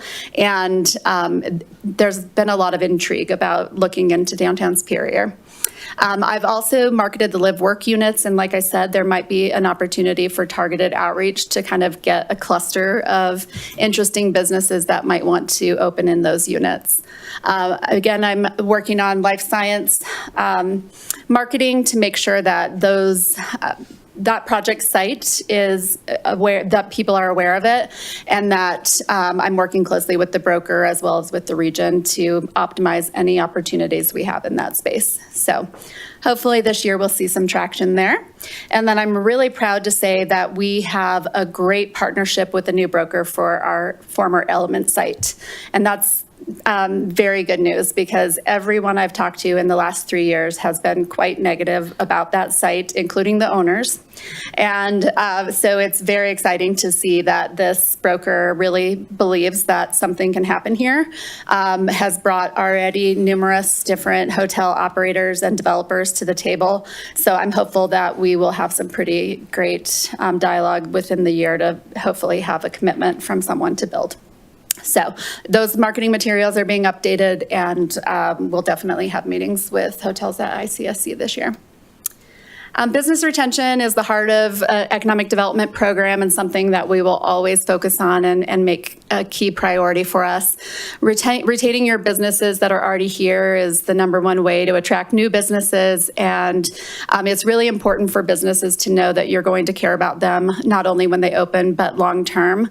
And that's what I try to express to all of our new businesses within downtown, is that we're not just recruiting them for today, we're recruiting them long term, and they're going to be part of our community. So again, thank you so much to the planning team and the rest of the staff that has done extensive outreach to our businesses this year. We've really been able to get deep into the business list and make sure that we're reaching out to the businesses in all corners of our community. I provide informational resources to all of the businesses, such as like the sales tax increase that we had, bag tax. Anytime that there's something that impacts businesses, we make sure to communicate that. And then we partner with the chamber as well. So thank you again to the chamber. With issues with the current state of workforce, we can definitely convey that information and support any messaging that the chamber would like us to. We've done our local business grants. I have $50,000 allotted every year for business grants. Usually they have been for retention, so putting money back into the businesses that have been operating here. This past year, that $40,000 was actually dedicated a little bit more to attraction, but really it's earmarked for existing businesses. So we'll see. It was just a unique year where we had an influx of businesses, but great to see that we've almost utilized the full amount last year, and we'll do the same this year to try to make sure that we're supporting businesses. Lots of engagement with businesses, not only with the survey and retention visits, but we had several business roundtables to hear directly from businesses about how we can support them. And then great partnership with our communications team. I thank them so much for all they do to help outreach to our businesses and make sure that they're promoting things like, in the middle, we have the Synapse Physical Therapy. When they had their grand opening, we always make sure that we're promoting what's happening. And the physical therapy group was great because that was a retention. They could have left and gone to another community, but not only did they stay within our community, but now they have a storefront as opposed to being tucked away in the sports stable. So we're really happy to have them there, and it's a great use for that space. Sales tax collections increased for this year, which we're always happy to see. That's a good sign for the economic development and for the businesses. One business expanded, that was the animal hospital. So they did an amazing expansion and took one of the buildings that we had that was a long-term vacancy in Coal Creek Crossing and renovated it, and they're doing great. We also, like I said, had the physical therapy group relocate, and then we had only 2 business closures last year, which is pretty remarkable. And our goals for 2025. So again, business attraction is at the top of the list, doing everything we can to conduct marketing and outreach, make sure that people know that Superior is a great place to do business and that we'll partner with them. Also really focusing on downtown and the hotel sites, as well as the Resolute site you heard from Jack today. There's definitely some additional marketing efforts on their behalf, so we'll partner with them to try to bring any prospective businesses to the table. And I do think that we will see increased activity back there because of the redevelopment that's currently underway at the Flatiron Crossing Mall. Continue to provide business support to the businesses as we go through the recruitment process. So that's everything from initially helping them to understand the opportunities within the community, to understanding the demographics and why it would be a good place to do business, to help them through the process as they get open and then beyond. And then we'll likely have to structure and administer some grants and incentives for business attraction. And I've been in discussions with several businesses that are considering Main Street. And given the cost to build out there very well could be some opportunities that I'll need to run by you to make it work from a financial perspective for some of these businesses to open on Main Street. Business retention, I'll continue to collaborate locally and regionally to provide programming and resources and support the growth of our businesses. And again, want to thank the Chamber for all of their support. They do an amazing job doing networking and educational events for our businesses, and we're really proud to be able to partner with them. I also have entered into a partnership with the SBDC, which is something I've been trying to get for the last 4 years, and we finally have an agreement to be included in their regional efforts, which include Lafayette and Louisville as well. So we'll be bringing some of their programming to Superior. And then engaging with local businesses and promoting them anytime I can. It's a little difficult because I can't promote every single thing that businesses do, right? If they have a happy hour, or they are having a sale, that's not the kind of promotion I can do. But when they have something that is meaningful and that, you know, can impact the community, then I try to offer support where I can. So, and especially with new openings and anything notable, if they've, you know, invested in their building or they've relocated, something like that, we're able to help them. And then, of course, redevelopment and development priorities will continue with the life science campus, with the hotel site, with the new businesses that are potentially going to be building within downtown, with the Resolute site, and our comp plan update will definitely lay that out for us of what opportunities we have, and I will execute on those to make sure that we are getting the highest and best use for every property that we have in Superior. So with that, that is my update. I also included our annual report in your packet. So if you'd like to look at a detailed account of the things that happened last year, that's in there for your reference. And I'm happy to take any questions. Thank you, Jill. That was a great presentation. I don't have any real questions other than just a comment, and you already know this, but obviously to the extent that there's any asks that could be coming forward to the town council, please keep that obviously top of mind. We budget what we do for economic development, but as far as I'm concerned, it's a priority of the council, and I'm always willing and open to consider additional economic incentives. We recognize that we need to compete against Louisville, Lafayette, Broomfield, Boulder, all of our neighboring communities. And if we want to make sure that we can attract these businesses, we need to play that game. And then I guess secondly, and I think more importantly, I think it's one of our jobs as council members to be cheerleaders and ambassadors for the businesses that are opening here, and for all of the people who say, it'd be really great if we had these bars and restaurants. The only way that those businesses are going to stay open and succeed is if we actually support them, and we need to get the word out. And I'm constantly amazed. I was just talking to some people at a Super Bowl party yesterday who, hadn't been downtown, weren't familiar with any of the new businesses that are opening up in Main Street. And, so I did my part. I educated, a handful of them on some of these new businesses. But, we live in a town of 13,000 people.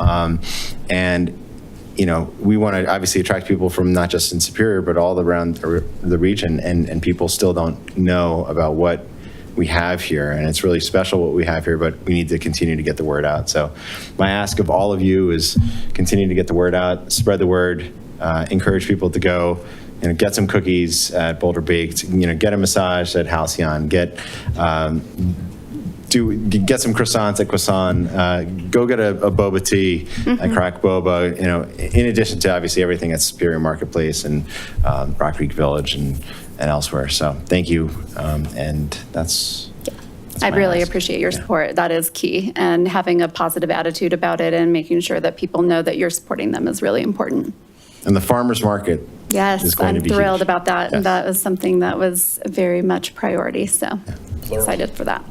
Markets, yes. I just want to say I signed my husband up for a class at the Superior Improv, and now he thinks he's funny. And so if you have any advice for how to manage that, I would appreciate it. Yeah. Apparently they're doing their job, though. So that's great. Jill, just my sincere appreciation and gratitude for all the work that you are doing to help drive economic development in Superior. Clearly, it's working in downtown or starting to work in downtown, and I'm really excited about what that future holds. So, like the mayor said, if there are additional resources, tools that you need council approval on or support with, I can't speak for anybody else, but you certainly have my support. Yeah. And I was going to ask, the $50,000 seems like a relatively small amount of money for economic development. So if that number needs to be different, please make that ask. Yeah, it's an interesting structure because we don't necessarily know what other incentives will come down the pike, what will be necessary, so it's hard to budget for it. So the $50,000 is just dedicated money every year that we know we can put back into the business community. And I do feel good about that amount. It's just harder to budget the other amount, which does have to come for council approval on a case-by-case basis, and that's kind of the nature of incentives, is that you don't really know what you're going to need. So I do appreciate the support of the council. You've all been very supportive of approving the incentives that we have brought forward, and I am able to confidently tell businesses that I believe that the council will be supportive. So while I'm not the decision maker in that, I can convey that message and they hear it loud and clear. So thank you. Thank you for all that you do. Just want to say thank you for making yourself available to go on those downtown Superior tours when we do have interested businesses. I know we've had a discussion about that offline, but I appreciate you doing that. One thing that I wanted to mention, and it's not so much for you, but just for the edification of the board, mainly because we have a couple new board members. On the annual report on page 6, there was a mention of 30 paying above minimum wage, which is fantastic. In the past, we've had a discussion about the minimum wage when Boulder County wanted to increase the minimum wage. And I had met with one of the commissioners and kind of laid out what I thought the reality of the situation was. They moved forward with it. Luckily, our board didn't, but I did pass along a couple articles that hopefully you guys had a chance to read that went through. We're now seeing businesses shutter because of that, which kind of had a feeling was going to happen, unfortunately. And I know of one other that's getting ready to close that isn't known yet in Boulder County. So, and they cited that the fact that the minimum wage increase is just making it tough. So, we all want a livable wage, obviously, but when margins are already paper thin, especially for anything in the hospitality industry, and you're increasing a fixed cost like that, especially when, and one of the articles referenced this, you're paying somebody who is an unskilled laborer $25 an hour, then what are you paying the skilled labor? It just becomes, something that can't sustain. So people are automating, people are cutting staff, so now people are losing their jobs.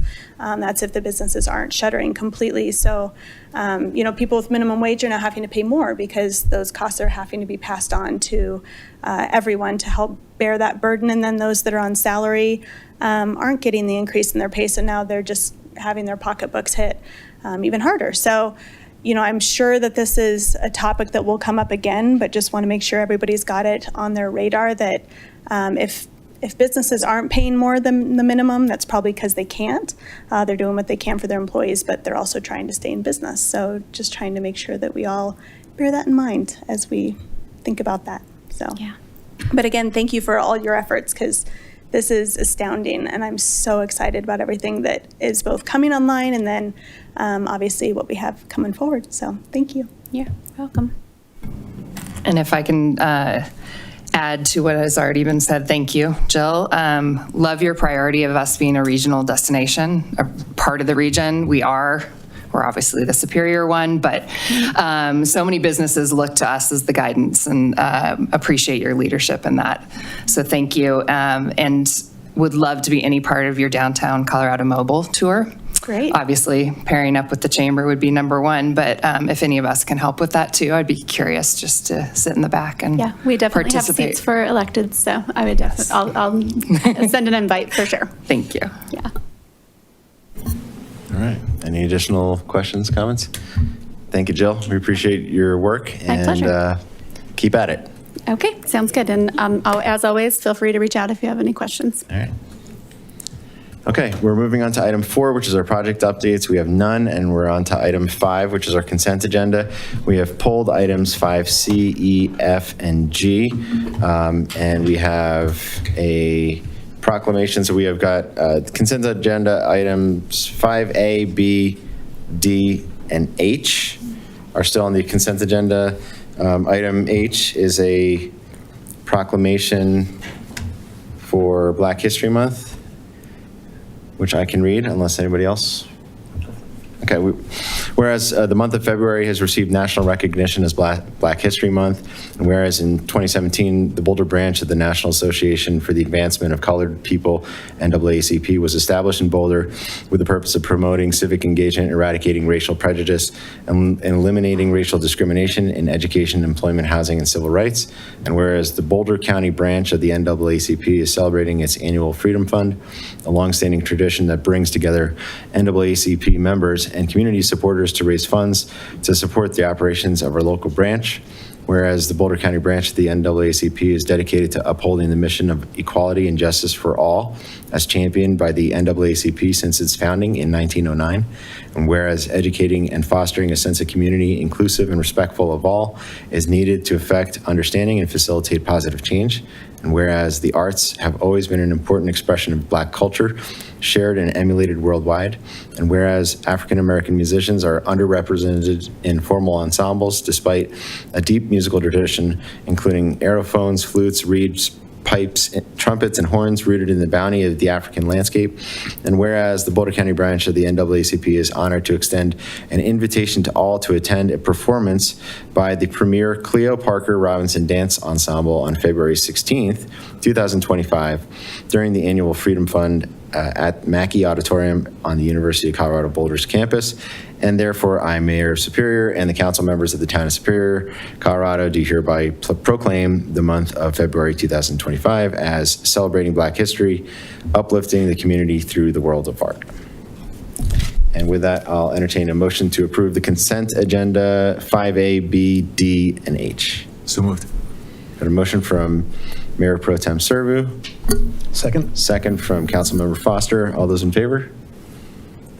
Passes unanimously. And we have moved on to the items that we have pulled, which is item 5C, which is a proclamation, a Mike Foster recognition. And I specifically pulled this item, and I appreciate the town's recognition, but I'm going to recuse myself from this vote just because it doesn't feel right to vote on something for me, so I'm going to recuse myself from the vote, so. That was a test you passed. Duly noted. All right. I'm going to read the proclamation of the Town Council of the Town of Superior in appreciation of the service of Mike Foster. Whereas Mike Foster is a resident of the Town of Superior and has been a strong advocate for the citizens of Superior through volunteering to serve on the Advisory Committee for Environmental Sustainability and is to be commended for his effort to help make our community a better place. And whereas Mike Foster was appointed to the Advisory Committee for Environmental Sustainability in 2020 and continued to serve on the committee until 2024. And whereas Mike Foster generously shared his skills and dedication by taking an active role in shaping the future of the Town of Superior. And whereas the Town of Superior has benefited from Mike's volunteer time and energy and thoughtful participation on the Advisory Committee for Environmental Sustainability. Now, therefore, the Town of Superior hereby proclaims its appreciation to Mike Foster for his significant contribution to the community and for his service on the Advisory Committee for Environmental Sustainability. And I will entertain a motion to approve item 5C. So moved. Okay, we've got a motion from Councilmember Craycraft. I'll second. Second from Councilmember Miller, and we'll do a roll call vote on this one.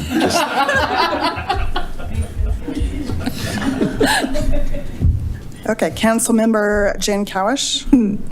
Yeah. Councilmember Stephanie Miller. Yep. Neil Shaw. Yes. Heather Craycraft. Yes. Mark Lasis. Mayor Mark Lasis. Yes. I was really hovering over the no there. Mayor Pro Tem Jason Serbu. Absolutely. All right. Passes unanimously. All right. Congratulations, Mike. Thank you for your service. You get a picture? Are we getting a picture? We get a picture with them. Yeah, we can do a picture. All right. All right. It's going down. That's how it usually goes. I mean, Shannon, we're going to show it at 11 o'clock. oh, he's gonna stand up there.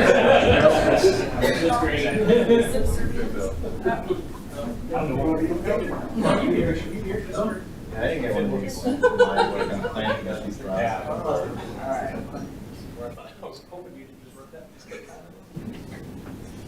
Thank you. Good job. Keep up the good work. Thank you.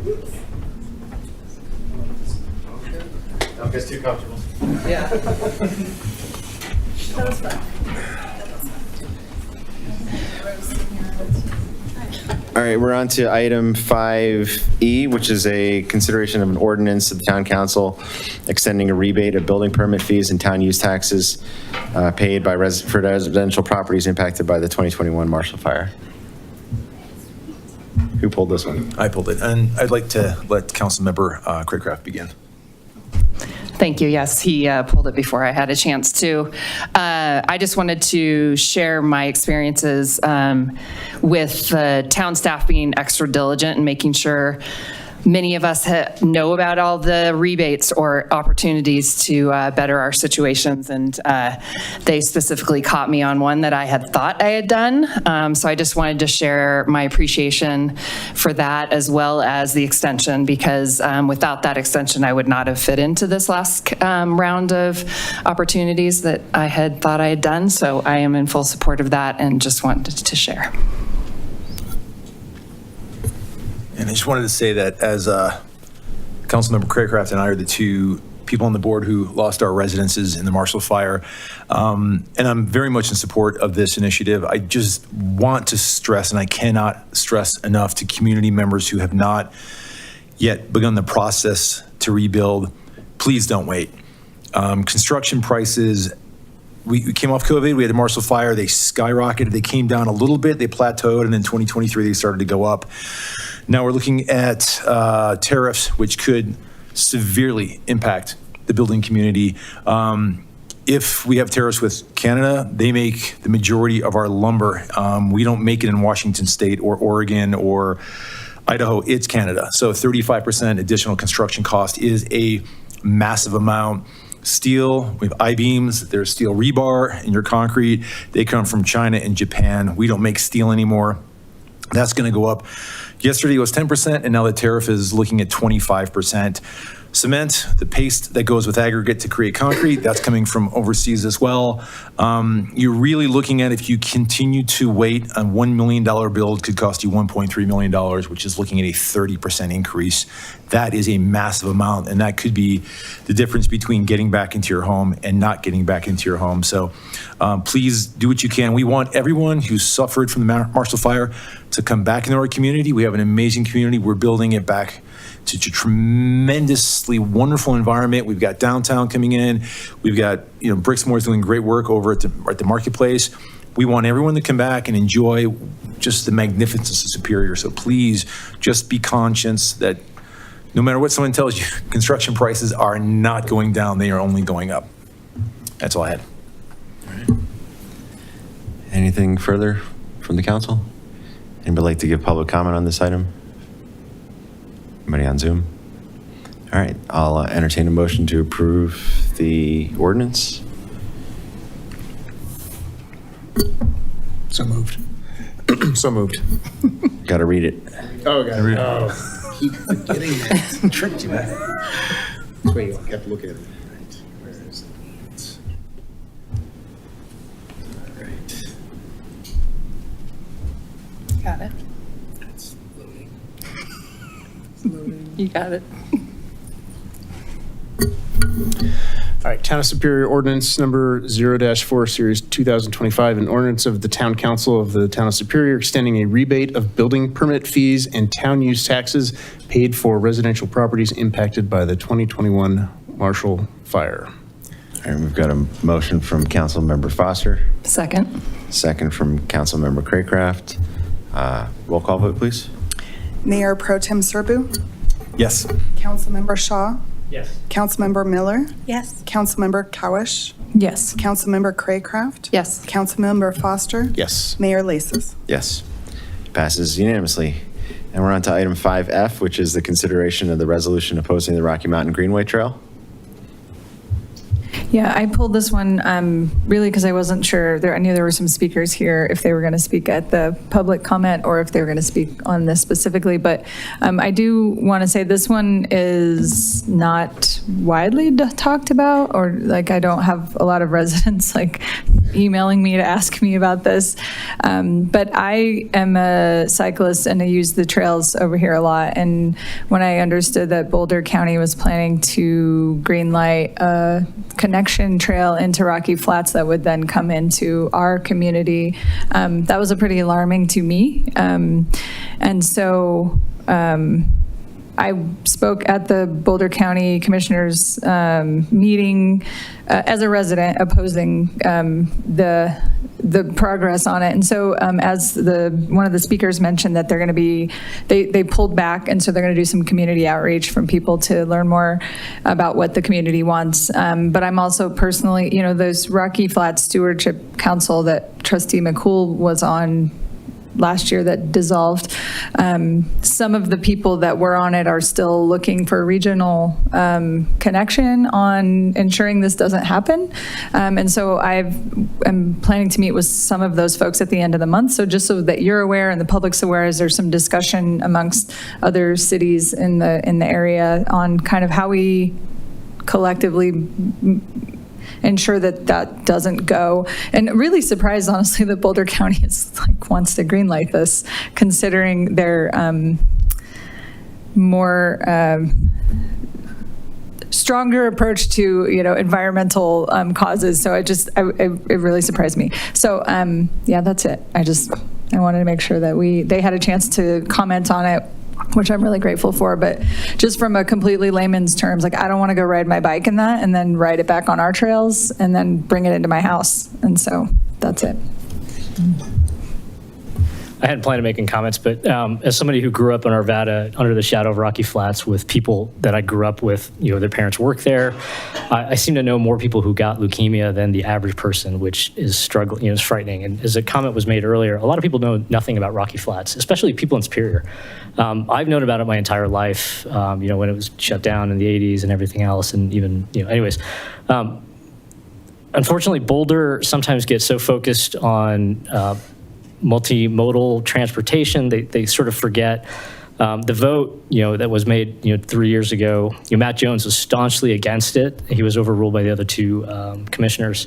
They never reached out to us. They never asked for input. They never do. The Boulder County does what it does, and unfortunately, we've been trying to play catch up on this for years. So I really appreciate that this is on here, because I've been frustrated for forever on this, but anyways, I staunchly in support of it, staunchly in doing anything we can to continue to, point the finger at what was at Rocky Flats. People are aware of it. I suspect a lot of people are going to ride the Dirty Bismarck, hook the trail over down the south. Oh, look, elk, it's like all these things that are there that are really cool. But by the way, they said it should just be encased in 5 feet of concrete. That's about the only way to protect, what was there. The cleanup was supposed to take 20 years and cost $50 billion. They did it in $3 billion. And that makes you wonder what might still be there. Mm-hmm. So I think it's in our best interest to continue to shine a light on this for everybody. But anyways, staunchly in support of it. Others? I'll just say that I remember I had a professor in college that had a lot of strong opinions about nuclear energy. And, well, I think from a climate standpoint, one could say, well, nuclear energy creates no carbon emissions. However, the waste product will be around longer than humans have been walking upright. So the thought of the potential of that still being accessible and could be through dust particles transported across the region is very concerning to me. And that same professor said, plutonium and uranium brings half-life to good things. So I'll be supporting the opposition. Yeah, I appreciate everybody's comments. I think that one of the things that we need to do as elected leaders on the issue of Rocky Flats is continue to talk about it and continue to talk it, bring it to the top of people's minds, because this is one of those areas where memories fade, and when things aren't in the press on a regular basis, people move to the area, they don't know about the history, and I think it's our responsibility as elected officials to do what we can to protect the health and public safety of our residents, and passing a resolution like this is one of the ways that we can do that. We've had a consistent position throughout the years that we think that any and all development around Rocky Flats is a bad idea. Obviously we weren't involved in the decision for the federal government to start making plutonium triggers for nuclear weapons at Rocky Flats. We certainly weren't involved in the way that facility was operated and misoperated, and then ultimately decommissioned, closed, and then allegedly cleaned up. But we know that it wasn't cleaned up entirely, and it wasn't cleaned up well. And the line that the Department of Energy has drawn is that there's a central operable unit that is off limits to residents, but then they've drawn a line and said, well, there's this refuge that I guess is safe enough. And frankly, to Neil's point, based on the original estimates of what it would take to clean up this site completely, and how long it was supposed to take, and how much it was going to cost, and how quickly they did it, and how much they came under budget. I don't have the confidence that they got everything, and the tests that have been done over the years. Just a couple years ago, there was, I think it was like a 239 picocuries reading that came out on a dust particle in the area where this Greenway Trail was going to cross over Indiana Street. And that's one of the reasons why we opposed the Jefferson Parkway expansion of 470, which was going to go in the right-of-way along Rocky Flats, and that's why we have been opposed to the Rocky Mountain Greenway Trail as well. And just as if there's any kind of doubt that they haven't cleaned up everything, just so everybody knows, they're just like this past month. So this ground is not static. There's a fault in and around Rocky Flats, which is another reason why we thought that the idea that fracking under Rocky Flats would be a bad idea, and we opposed that as well. But so there was a barrel that was found on Rocky Flats site. So I heard from David Abelson, who was the director of the Rocky Flats Stewardship Council, which has since been disbanded, but he reached out to all the previous members of the Stewardship Council, and I'll just read the email that I received from him just yesterday. It says, "Hello, Stewardship Council. In recent days, I have seen press reports regarding a barrel found at Rocky Flats. In response, I spoke with the DOE official. I was told that it was discovered near the solar ponds treatment system in the central operable unit. I've been told that the barrel originally had TCE, which is trichloroethylene, which is a volatile organic compound, and did not have any radioactive materials. Legacy Management is working with CDPHE to answer a number of questions, but neither agency seems concerned. Local governments were not provided notice, though Legacy Management was allowed to respond to media inquiries regarding the local government notice. With the change in administration, sites across the DOE are severely restricted in external communications. I know firsthand that routine external communications that were previously approved by sites or by headquarters in 24 to 48 hours are now limited or not allowed. The dearth of external communications to your governments at this point is not due to the cessation of the Stewardship Council, though. Without this organization, you need to proactively reach out to Legacy Management." Thanks, David. So, this is kind of to Trustee Cowish's point originally about these are not ordinary times, and there's a change in administration. So this is the sort of thing where I think we need to be more proactive to really communicate to our residents to let them understand what the health risks are. Boulder Valley School District and a number of school districts themselves have banned field trips to Rocky Flats. And I think, I'm never going to allow my kids to go there, and I'm never going to go there myself because I just don't think that it is worth the risk. We live in a beautiful area with a lot of trails and abundant wildlife and great opportunities to recreate. We can avoid taking the unnecessary risk of going onto the former Superfund site that is in our backyard. And I would encourage everybody to avoid doing so. So I'm going to support this resolution. I think it's a good example of leadership on an environmental issue.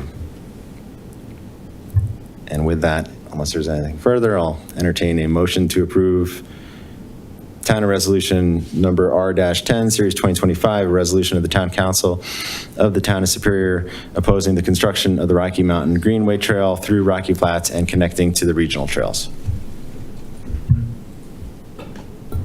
So moved. Got a motion from Councilmember Craycraft. Second. Second from Mayor Pro Tem Serbu. And let's do a roll call vote, please. Councilmember Miller? Yes. Councilmember Craycraft? Yes. Councilmember Foster? Yes. Mayor Pro Tem Serbu? Yes. Mayor Lasis? Yes. Councilmember Shaw? Yes. Councilmember Cowish? Yes. All right, thank you. It passes unanimously. And we have item 5G, which is consideration of a resolution approving the McCaslin water main contract. Yeah, I haven't seen Brandon in a while, so I thought I'd just probably come up. So, yeah, we had like the all Brandon show for like all of January, and then haven't seen him in a couple days. Brandon, you and I have traded some emails. I'm still a little confused in terms of what we're approving. You know, the base contract. I'm not worried about I'm really thinking about the 16-inch water main. You know, the 1.159 million, or yeah, 1.159 million, 100,000 for allowances. But what I'm trying to get my head around is a lot of the documents called the 100K, the sort of utility relocation allowance, but then we also have 115K for contingency. Are they overlapping? You know, is it truly, we got 115 for contingency, which is inclusive of the need to potentially relocate any of the utilities? Or is it additive, where, you know, there's 100K available for relocates, and then you have your standard 10% contingency? Yeah, no, thanks, Neil. So two different items here. So the first one is, so when we bid this project, we know when we had the repair up at the water treatment plant last January, that we actually cut a unlocated electric line. So we know there's utilities in that bank that haven't been located in the past. So when we were taking this to bid, we put a utility relocation allowance in the bid and put a flat fee of $100,000. So every bidder had that line item set, and that was for any unforeseen utilities we could encounter along the west side of McCaslin. The $115,000 you're referencing, in the developer agreement that the board approved back in December, in that developer agreement, we had a 10% management fee because this was a developer obligation. So we charged a 10% management fee for the town to manage the project and inspect it. And then we also have in there a 10% contingency for the developer. So that's where that $115,959 comes from. So that's a 10% contingency we are charging the developer in case we run into unforeseen conditions. So we have a $100,000 contingency in our line item to our contractor, but our developer agreement has a 10% contingency, which is actually $115,000 the town is getting. So our contingency for our contractor is smaller. When we put in that line item in the bid, we didn't know what the bids were going to come in at, so we didn't want to put a set percentage of a contingency. We wanted a flat contingency fee, but that's where the two different numbers come from. So there's one contingency in our contract to the contractor, RCD, and then we have a contingency in our developer agreement with the developer for 10%. Did that make sense? It does, and I guess I'm a little confused on how the delegations are going to work here, right? So we approved the 10% fee in December, right? But there's no numbers. It just says 10% of whatever the contract's going to be. So by if it was a $200 million contract, we would have effectively given you $20 million authority because we didn't pin a number to it. What we're doing now is we're pinning a number to it of $115,000. So, under the delegation of, up to 50,000, town manager can approve it. But because of the approval we did in December, can you then go up to the full 115 without coming to the board? No, so what the council would be approving would be it's the $100,000 that's in that bid item. So it would give us the ability to use that $100,000 if we run into unforeseen utilities without coming back to the board, because that would be in the contract. Right. If we went over 150, that 50,000 threshold, then it would have to come back to the board. If we do run into unforeseen conditions that exceed that 115 that the developer is giving us, we'd be going back to the developer for additional funds. Okay. The way the developer agreement works is that we're going to send them a bill. If this is approved tonight, we're going to send them a bill tomorrow for the $1.4 million, which is the 10% management fee and the 10% contingency. And then when we get done with the project, if there's any funds not used out of that contingency, or if there's bid items we didn't end up needing, that money would be returned to the developer at the end of the project. The 10% management fee is not returned.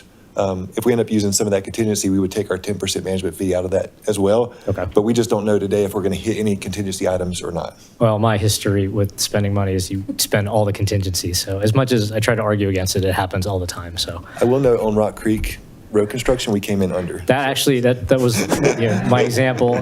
But given the literature here on the sort of unmarked utilities and everything, this is just sort of troubling that there's just so many things that we don't even know about in that area. So at least through this, we're going to know a lot more about our own assets.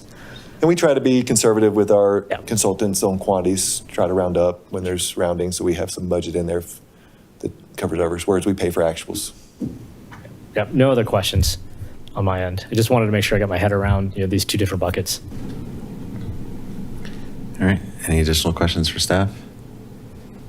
Anybody like to give public comment on this item? All right, seeing none, I'll entertain a motion to approve Town of Superior Resolution number 11, Series 2025, a resolution of the Town Council of the Town of Superior approving the construction contract with RCD Construction, Inc. for construction of the McCaslin Boulevard Water Transmission Main Project. So moved. Okay, we've got a motion from Mayor Pro Tem Serbu. Actually, he's going to be here for this anyways. Second from Mayor Lasis. Roll call vote, please. Councilmember Mike Foster. Yes. Councilmember Cowish. Yes. Mayor Lasis. Yes. Councilmember Shaw. Yes. Councilmember Miller. Yes. Councilmember Craycraft. Yes. Mayor Pro Tem Serbu. Yes. All right. Passes unanimously, and now we've got we need a motion from Superior Metropolitan District number 1, resolution number SMD number 1-3, Series 2025, a resolution of the Board of Directors of the Superior Metropolitan District number 1, approving the construction contract with RCD Construction Incorporated for the construction of the McCaslin Boulevard Water Transmission Main Project. So moved. Got a motion from Vice President Serbu and a second from President Lasis. Doesn't fit. I did want to say that. And I will say it as. All right, roll call vote, please. President Lasis. Yes. Vice President Serbu. Yes. Director Cowish. Yes. Director Miller. Yes. Director Foster. Yes. Director Shaw. Yes. Director Craycraft. Yes. All right, passes unanimously. Thank you very much. And we are moving on to item 6, but before that, let's take a 10-minute break. So we'll be back at 8:15.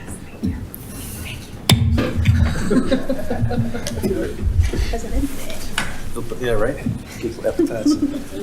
Military office wear. Castro hat.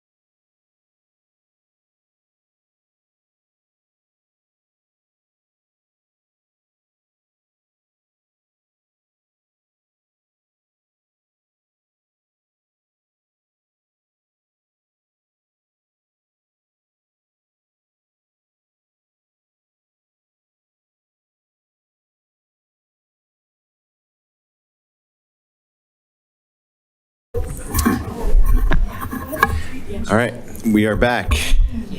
And we're on to item number 6, which is our comprehensive plan and transportation plan update. Hey, good evening again. I'm actually just doing introductions. So Alex Bullen, our program supervisor in Public Works and Utilities, has been leading the transportation plan update for town staff. And then Fox and Tuttle, Alicia Zimmerman's here is our consultant working on the transportation plan. So they'll be providing the transportation plan update. And we'll be giving a more detailed update to the TSC during our March meeting as well for those 3 council members that are on our Transportation Safety Committee. All right, Alex.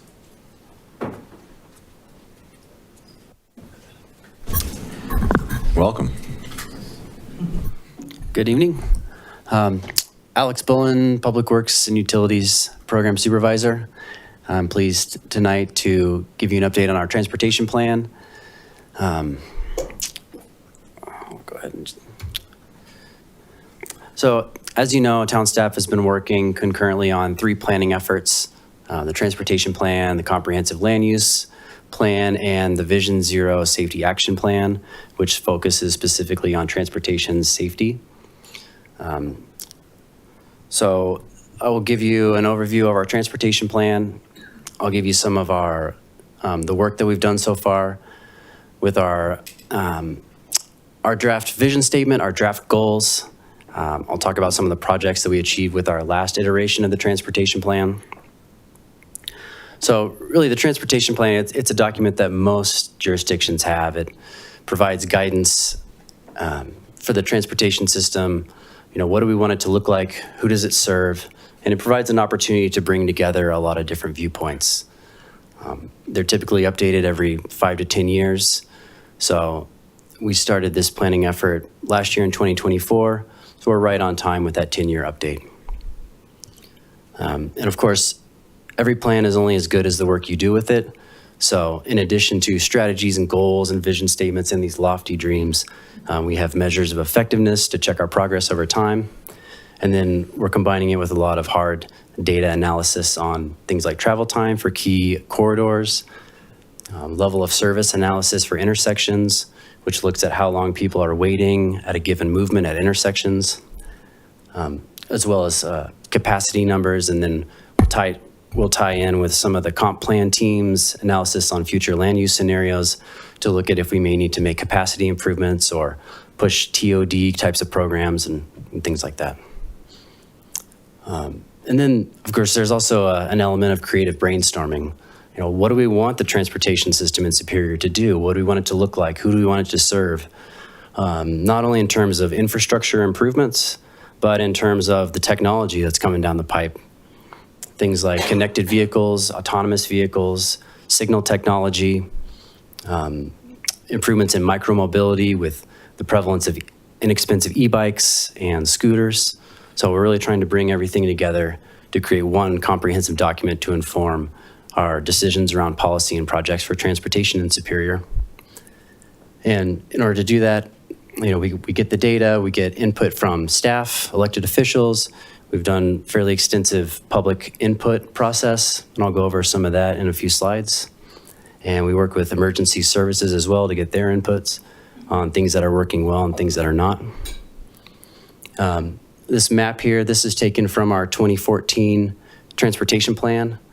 And you can see that, you know, this is what people were thinking about in 2013 and 2014 for the transportation system in Superior. And some of these have been completed. The diverging diamond interchange was constructed. The future capacity improvements at Marshall McCaslin, that was constructed with the addition of a 3rd lane for the eastbound movement to the northbound McCaslin. And then not noted on here, but was listed in the 2014 transportation plan was the direct bus from our park and ride to the airport. Okay, I went over most of this here. So this slide goes over a little bit of the process for developing a plan. You know, as I mentioned, we did fairly extensive public outreach. We're developing goals and policies, which I'll share some draft language with you here in a few slides. We're currently working on the state of the system analysis, which again is the traffic counts, the turning movement counts, the level of service analysis, looking at those delays at intersections. And then pretty soon here, we'll combine that with the land use scenarios created through the comp plan analysis to look at the future state of the system, to see what kind of impact the upcoming developments are going to have on our system, whether it's within Superior or Red Tail Ridge, what kind of traffic is that going to generate for 88th Street, or the residential that's going in at Flatiron Crossing Mall, how is that going to affect Colton Road, Rock Creek Parkway, et cetera. And then finally, we'll develop a document. It'll have a project list, strategies for implementation, and we'll ultimately bring a draft document to TSC in late March. And then shortly after, we'll bring it to Town Council for input and adoption. This slide here is an overview of our schedule. So public outreach has been going on since mid last year and will continue to go on. We have been working on the goals and policies, which again, I'll show you here in a few slides. The state of the system is going on right now, and that's what I'm pretty excited about, for getting into the details of the traffic signal timing and capacity, and we'll see how we're really doing. And then after that, we'll run some network and design scenarios, and then ultimately put that together in one comprehensive document. So this slide here sums up some of the public outreach we got. It's showing the hot spots for comments. And of course, the high volume intersection and roadways got a lot of comments. But besides that, we found that the feedback was fairly spread out throughout town. You know, we got a lot of comments on the trail system within Superior. People love walking and biking on the trails. That's something Superior has done really well in building those systems out.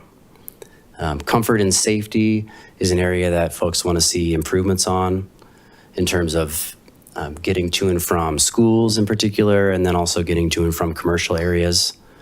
So those are some items that we've started looking at even before the plan is adopted, you know, speaking with BVSD and looking at some pedestrian connectivity within the marketplace. And then folks also like the RTD connections from the Park and Ride, getting to and from Denver and Boulder, and then taking the airport bus. This is just another way to visualize the feedback here. Building more trails and paths for walking and biking, that was the highest comment we got. And then all the other items were, again, fairly evenly distributed, whether it's building missing sidewalk connections or reducing speeds within neighborhoods.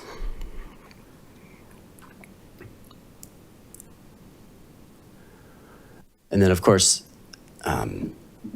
we did get feedback on continuing to consider evacuation with our transportation projects. So that continues to be something that we evaluate with all of our transportation-related decisions. So this graphic here provides an overview of where we are in the different components of the plan and how it all works together. So at the top, you have a vision statement, which is basically a single sentence that encompasses everything that we want the transportation system to do and for who. And then the goals that support the vision, strategies that support the goals, and then specific actions and recommendations that support the strategies. And so tonight, we just have the draft vision and goals. And then in the next couple of meetings, we'll bring forth the strategies and the recommendations that we develop. So this is our draft vision statement. Again, a single sentence that encompasses everything we want from the Superior transportation system. A safe and sustainable transportation system which meets the needs of all people using all modes of travel, is supportive of strategic economic development, and minimizes environmental impacts. And then these are our draft goals. I won't go through all of them, but we can talk through a couple of them. The first one, mobility for all users. So this is where we tried to take a look at everyone that's using the transportation system and how they're using it. So the goal here is the town's transportation system connects neighborhoods, community destinations, regional facilities, and services for users of all modes of transportation. Goal C is another one we can look at, collaboration. So we don't do all these projects in a vacuum. You know, we partner with neighboring jurisdictions. We partner with RTD, CDOT. We partner with DRCOG to identify funding opportunities. So we wanted to make sure that this got its own goal. The town will collaborate on transportation policies, improvements, and programs with the community, neighboring jurisdictions, and regional partners. And so the next steps, as I mentioned, we're going to take a draft plan to TSC in late March. And then shortly after, we'll bring the plan to the town council for input and adoption. And I'm happy to take any questions now, or my contact information is at the bottom. If anything comes to mind, you're welcome to give me a call or shoot me an email. I have a question about the trails. We were kind of laughing a little bit up here, like how many more trails? Because we have so many trails. Like where do we put more trails? And so I'm just thinking on, are there clarifying comments on those as far as, do they want additional trail? Are there social trails that we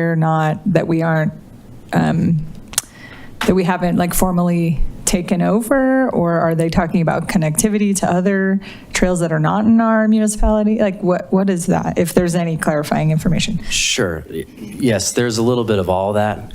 So folks want more trails. They want trails enhanced. They want trails formalized, like in Coyote Ridge or along the west side of McCaslin. People want trails and paths through the commercial areas. Marketplace came up a lot. They want to go to Costco from their house. Got it. And Marketplace is an area that has some of those missing sidewalk connections. They have pieces, and then the curb drops off, and then there's nothing, and then there's a rock bed. So that's something we're starting to take a look at in terms of creating these cohesive paths. Are you taking a look by any chance, excuse me, of Old Town, OT, and the addition of sidewalks? There's a lot of young families with little children, and they're still walking in the streets. Sure. I don't recall specifically how many comments there were about sidewalks in Original Town. I know it's come up in previous conversations around transportation priorities. And one thing that did come up a fair amount of times was connectivity from Original Town into the Marketplace. Mm-hmm. So something that we added recently was one of those RRFB mid-block crossings at 4th and Sycamore, just to help people feel comfortable and safe crossing Sycamore Street there at 4th. Marshall Road is a challenge to cross, being such a wide road and being a state highway. However, something we've implemented there to help people cross is what's called a leading pedestrian interval, or LPI for short. And that's where when you press the button to cross as a pedestrian, you get your green walk sign, and then you get a set amount of time to go before the vehicles going the same direction get their green. So in theory, it gives you a 4 to 6 second head start. So we've done that at Marshall and Sycamore and Marshall and Center, and folks seem to like it. Thank you. You talked about and mentioned that many of the transportation goals and projects listed in the 2024 plan, or 2014 plan, are completed. When you come back in the fall, if you could maybe just provide a list of what has actually been completed versus maybe what we couldn't get to because town board decided not to move forward with that from 2014, or technology change or circumstances change, just to at least give me an understanding of what that looks like. That'd be really helpful. Sure. Yeah, I could make up a comparison of what we did and what we're still considering, and maybe there are projects that get dropped off. Yeah, that'd be sure. Thank you. Can do. Alex, one question I have is with regards to collaboration or coordination with Louisville on like the impacts that like the Red Tail Ridge development, if and when that actually gets approved, would have on 88th Street. On, obviously we've done our 88th Street rebuild, but their side of 88th is different. There's no sidewalks over there. There's been discussion about putting through the Campus Drive extension that would connect out to 96th Street, so there would be dual points of access to Monarch K through 8 and the high school. Can you just talk about kind of like what impacts if and when that development comes online would have on our system and, what changes we might need to make, if any, to deal with those? Sure. So we'll get more insight through this state of the system analysis. That's the part that's being worked on currently. We have looked at, independently of those analyses, we have looked at 88th Street, particularly the bridge. The bridge, we're constrained by the width. So we've thrown around some ideas on how you can get more people in and out of there. I've also had some conversations with the traffic engineer over at Louisville, specifically about 88th Street, because we have a lot of residents that use Monarch High. And,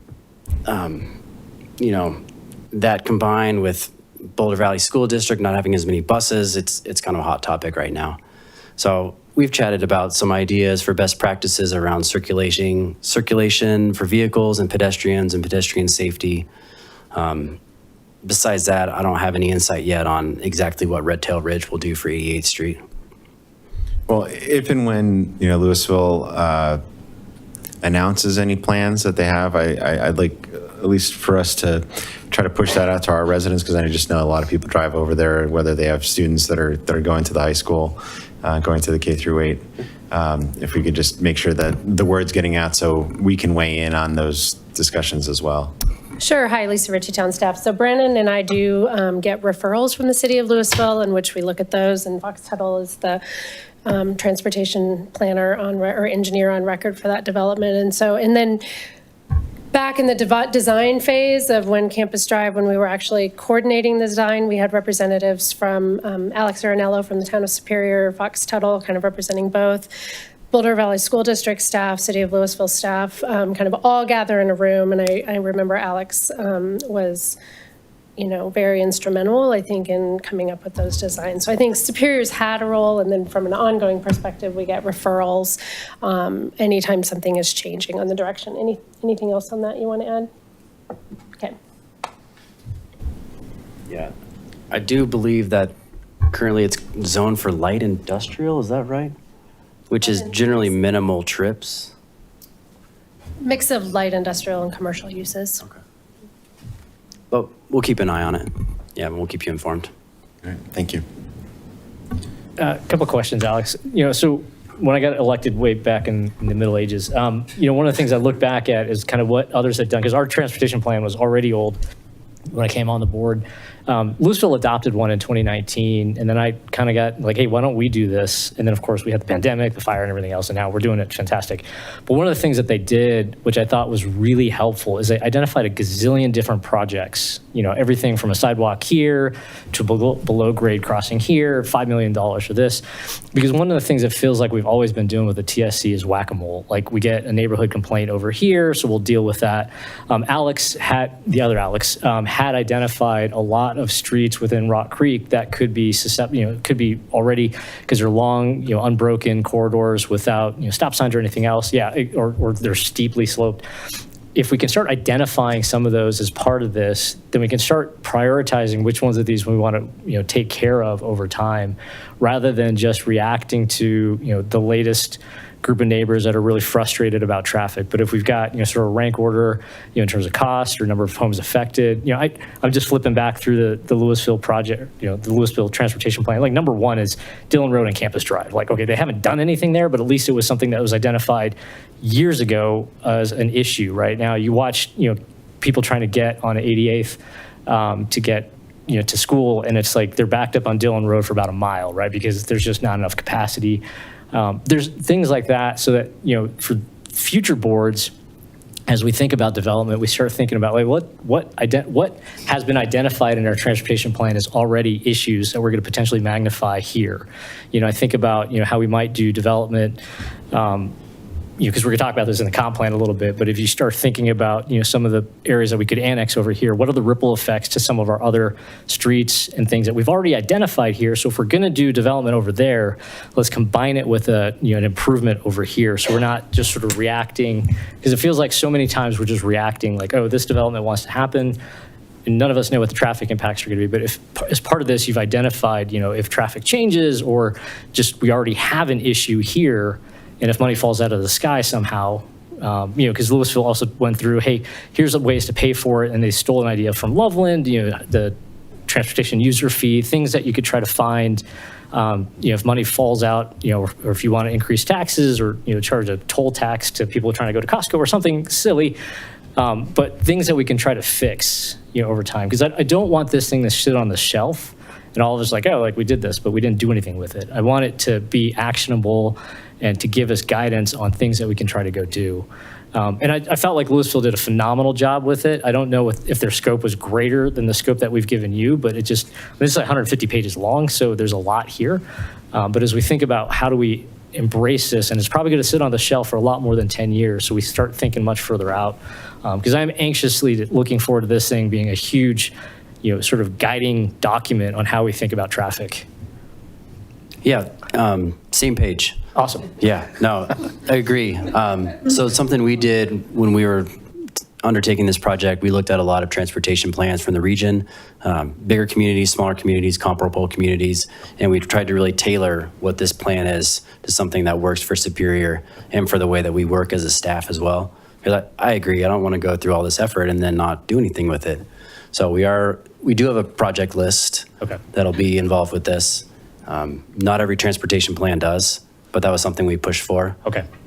We can include some potential residential traffic calming if that's something we should take a look at as well. Yeah, and I think of something as simple as not simple, but a below grade crossing at, along Marshall or underneath Marshall to get from OT to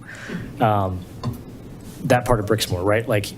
Of course it's, pipe dream, but if you just think about the improvements that has for the neighborhood, another $5 million, if I had $5 million, that's probably where I would put a tunnel, because I think it would just be a major improvement, especially when everybody wants trails and be able to walk places.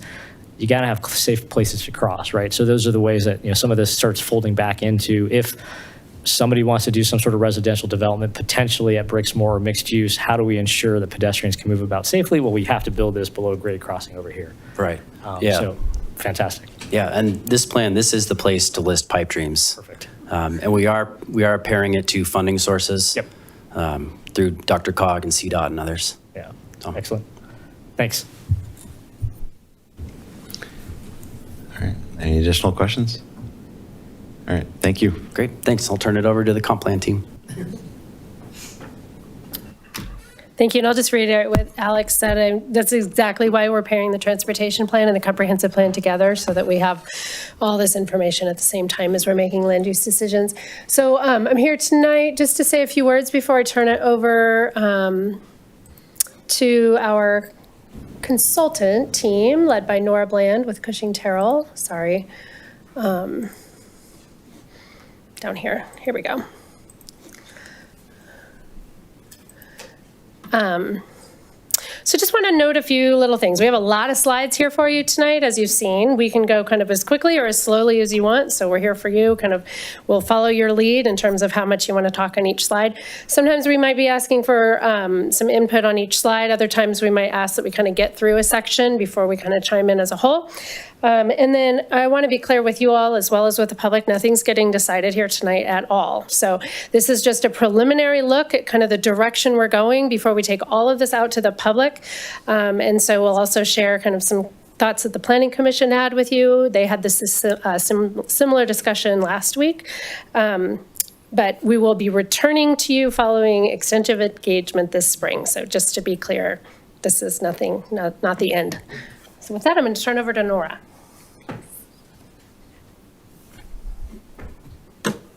I can use this button? Yes. Okay, great. Hi, everyone. Thank you so much for having us. My name is Nora Bland. I'm the Director of Planning at Cushing Terrell. We are very lucky that Lisa and her incredible team have hired us to help you all with your comprehensive plan update.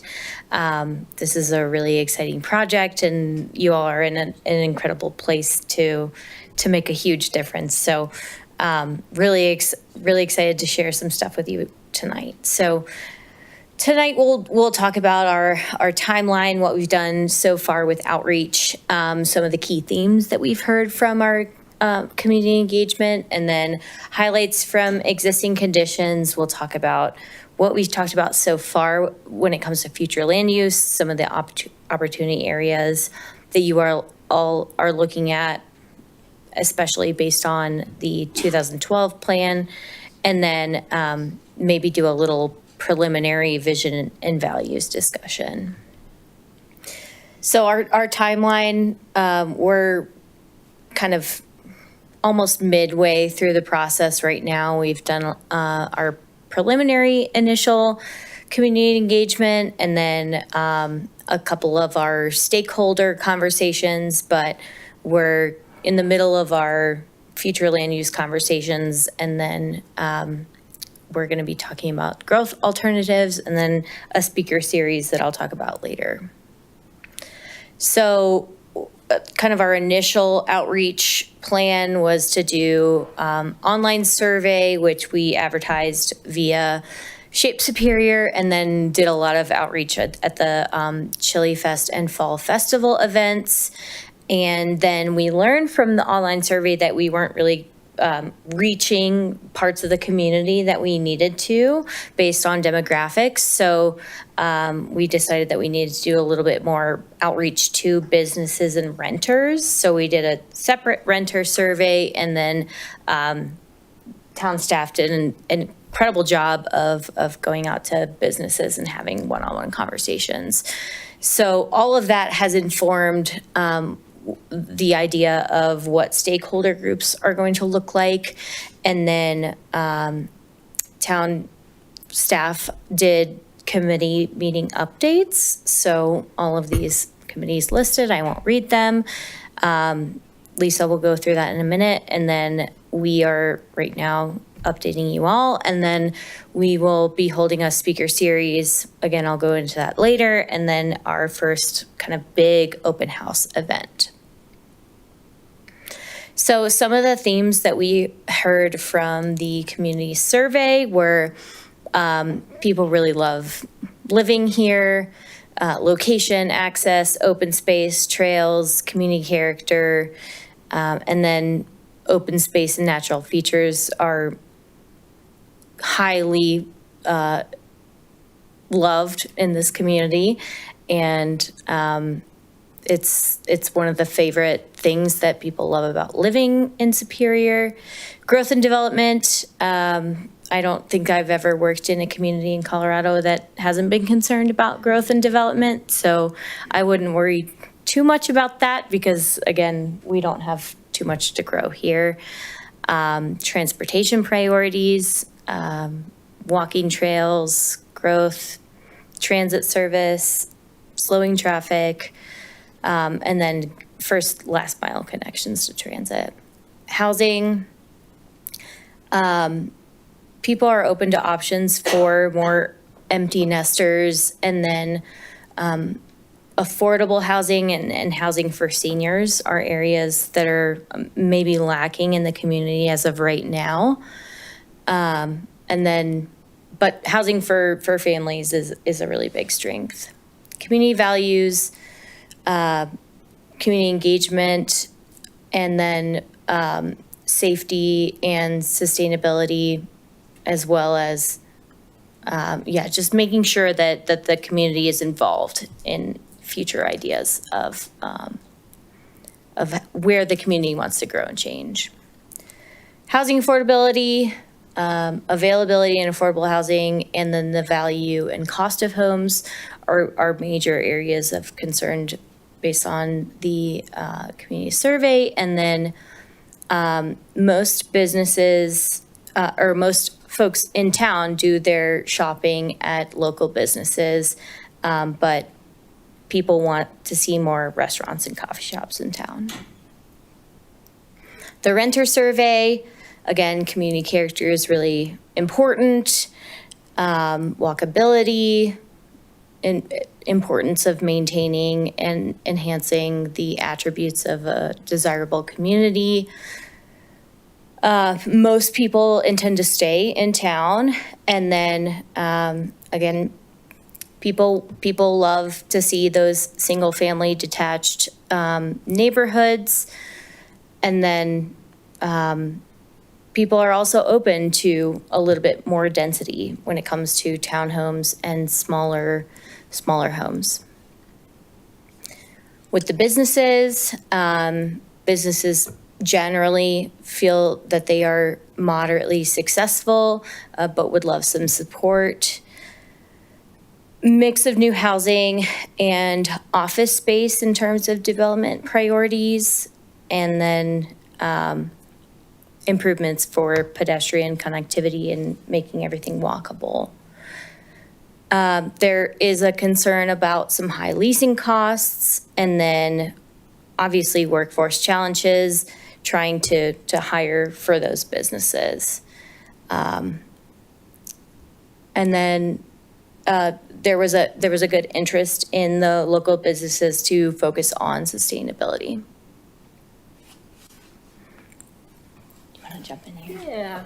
So I'll just chime in on here real quick. So back in November, we had the opportunity with town staff to visit all of the town committee meetings. Also, a few of our planning commissioners attended those meetings as well. So just kind of summarizing what we heard on these slides from CAPS, Historical Commission, Open Space Advisory Committee, again, preference for art around town. From CAPS, maybe make it an arts destination. For Historical Commission, I think consideration of the relationship and impact of new development near historic sites, as well as some additional resources. And Open Space Advisory Committee, they would love to really kind of explore open space as kind of a townwide value. How does that impact the people of the town? They were really clear that they prefer to see Town 15 designated as open space. And then just with all redevelopment or development, consider wildlife and natural systems. Youth Leadership Council, that was really fun. We placed some maps out on the table. They had a ton of ideas for walkability and kind of places to gather, improve town pools, improve roads near Monarch. Environmental sustainability was very important to them as well. ACES would recommend that we consider environmental impacts, water, transportation, when any new development or redevelopment. And then Park, just a recognition that our climate's going to continue to warm. So we need to think about that when we develop our own spaces. They had a good discussion around cultural and ethnic differences when we're planning spaces and programming, and as well as exploring partnerships. So yeah, existing conditions now, there's some implications on some of these slides that we just kind of want to make sure those are the things that we're keeping in mind as we're moving forward. And please feel free to stop me at any point and we can discuss. But so in terms of the highlights here, 1990 to 2000, big increase, particularly around Rock Creek Ranch. And then at the end of 2024, as a result of the Marshall Fire, about a 68% of rebuild in terms of CO. And then future population growth, it's really dependent on the amount of area that you all can grow and infill. So looking at approximately 16,000 people. Demographics of the current population, mostly married households with school-aged children. Fastest growing cohort, though, is those 55 and older. And so looking at what that means for the future, opportunities and barriers for aging people, and then services that continue to support families. The town has really grown more racially and ethnically diverse over the past 10 years. So 22% is identifying as a race other than white, and then that's compared to 31% in 2022. And then the Asian population has increased from 13% to 17%, which is a little bit unique to Superior, but not crazy based on the Front Range, but really looking at how to support the growing Asian population in this area, and then looking at how to engage those folks moving forward. Can you guys do me a favor when we finish this and not think of Asian as a monolithic blob? There's about Absolutely, 6,000 languages in that little pie, the little yellow pie, but it doesn't come out that way. because I don't know what Asian language means. It could be Mandarin, which is like 1 billion people on the planet. It could be Hindi, which is 500 million people on the planet. So things like that. I just want to make sure that we think about how to better represent that data, because the issue we have as a community is that 17% for Asian is actually 10 different slices of communities that don't interact with one another. And unfortunately, right, it's just there isn't an easy way to kind of bridge that, because when you think about other sort of non-white minorities, they are more homogeneic as opposed to the Asian blob. So I just don't know, because the way that the census data collects this is sort of one box for 2 out of every 5 people on the planet. How do you sort of treat that when you're trying to figure out how do you approach your community? And Lisa, you and I have talked about this. There's not an easy way to figure this out, unfortunately. But I'd just like to make sure we represent it as more than what it may appear. Absolutely. And we have a very extensive existing conditions report that is so long that your wonderful staff has been working through, and it does get into more of those details. But I really appreciate that comment that we need to be thinking about the dynamics of what that breaks down to, and how to engage newer residents that are important to your community and that want to be involved. Nope. Thanks. Existing land use. As you know, you're predominantly built out. There's only about 3% of your land area within the town boundaries that is vacant. And then 39% open space and parks, which is, again, what you've heard over and over again, is such a huge part of what the community members value of living in this town. And then you're about 30% residential uses, and then there's some larger retail development areas that are no longer owned by one larger developer, that can complicate different redevelopment uses when we're thinking about it versus when it was owned by a single owner. Another comment on the slide, when the final report is sort of finalized, one of the things that people don't recognize is that 39% of the town that's open space is a monumentally high number compared to, North Glen is my example. They're 6 square miles. They are 40,000 people. And they're trying to find more ways to do infill. And it's wow. And when we did the park master plan, I think our consultant was just sort of beside himself in terms of how much open space we had. It'd be great to have a metric of sort of, what's the not that there's a normal, but what's the sort of Boulder County or even the Denver metro area of open space acres per development, because I think a lot of our community thinks we need more, which, is fair. I just want to ground that in where we are relative to the Denver metro area, and that we are actually way off the chart. And I think most communities are the 10 to 30%, 10 to 20%, which is, great, but it's really hard to argue for more when we have so much, and it's hard to figure out where to put it anymore. One, and to understand what it means to manage those spaces. Yeah, absolutely. In terms of the town's budget. Yep. So, yeah, that's a really good, thank you so much for bringing that up.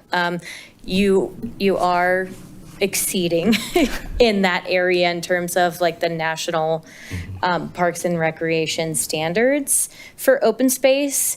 Recreation space is different, but those standards are, I would say, compared to your neighbors, open space is definitely exceeding recreation, and that's all dependent on what you're looking for. Is it soccer fields? Is it an actual recreation center? And just one quick comment, going back to the demographic point, that number is where we are today. Do you have any back-end projections of what Superior might look like in 10 or 15 years, and is the comp plan being framed with that in mind? The comp plan is definitely framing that in mind. I wouldn't imagine that the town would acquire more open space. No, but Oh, I'm yeah, talking no, the so in terms of demographics, yeah. demographics. Yeah, so just to kind of go back a slide here, a few things just to note, right? So this population estimate of 16,000 people, that's just based on the housing development we have approved today, right? But I think we also look at larger trends, right? So the State Demographer's Office through DOLA is kind of the agency statewide that does kind of projections of population growth and what have you. They don't typically break it out at a local level. That's usually done at a county level, but something that will be kind of, you know, as we know, as we talked about with the housing strategies, right? Like how much are we going to factor in kind of what they say versus how much are we going to plan for specific growth in that. But yeah, the State Demographer's Office has a lot of information and changing trends. Oh, other way. I'll get there. Okay.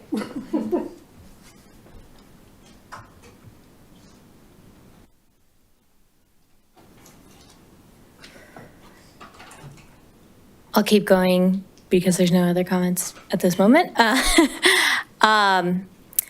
Looking at underperforming sites that may not be the highest and best use of land use within the town is an implication. And then looking at the character of neighborhoods and commercial areas, and then understanding each unique opportunity and challenge as it comes to those neighborhoods.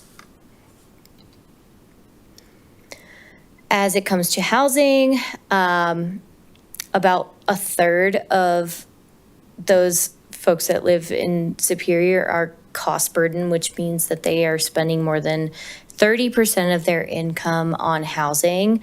And then looking at who lives here and who works here, the housing options are not affordable for those who live, who work at the retail establishments in town.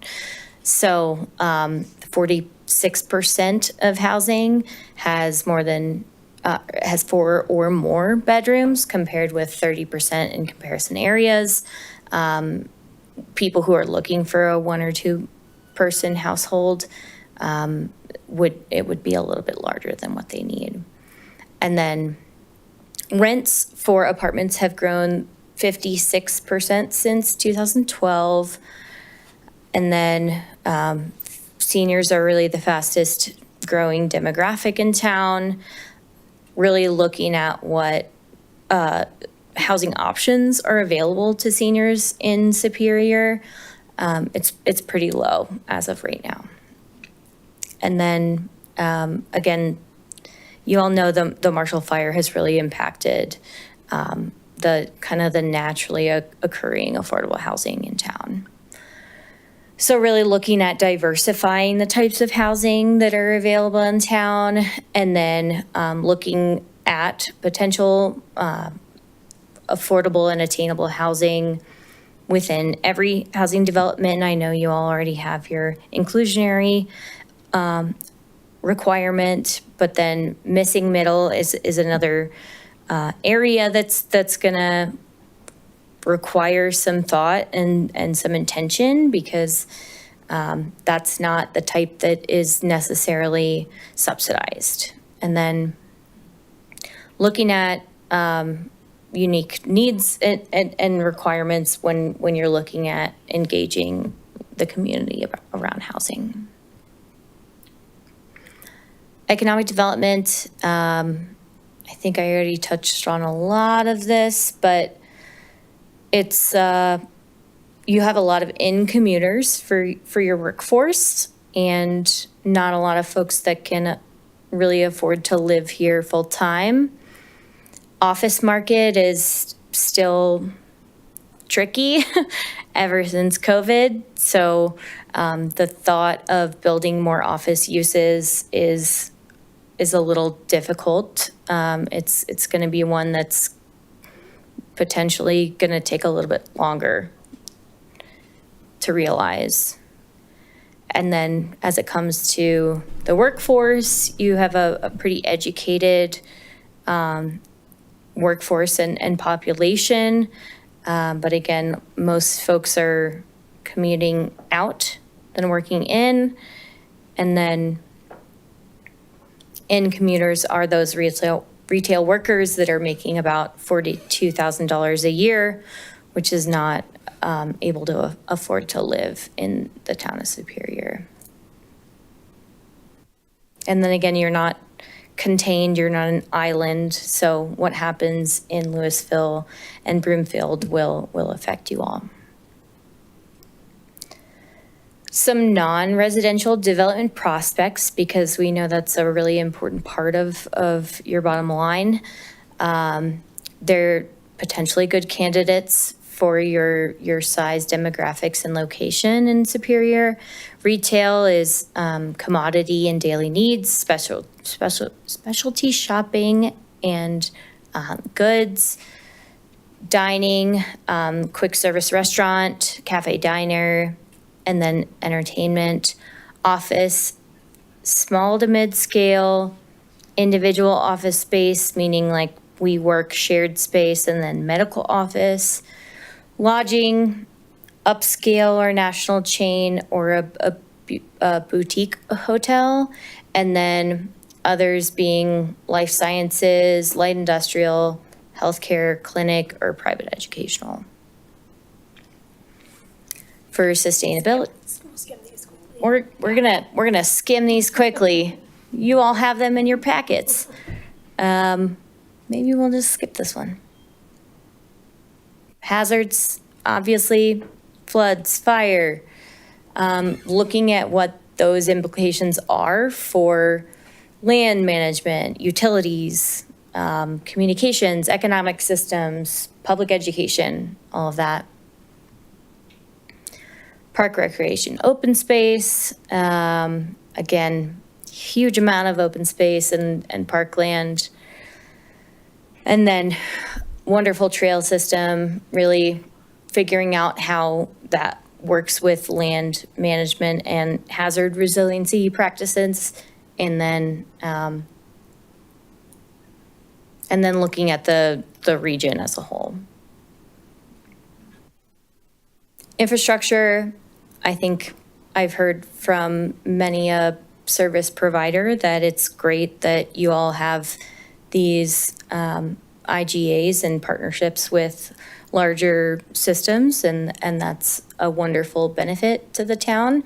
And those partnerships should continue. And then understanding that school enrollment is an issue, and town staff is actively meeting with the school board to understand what the issues are and what potential strategies are to move forward. Okay, we're gonna move into future land use.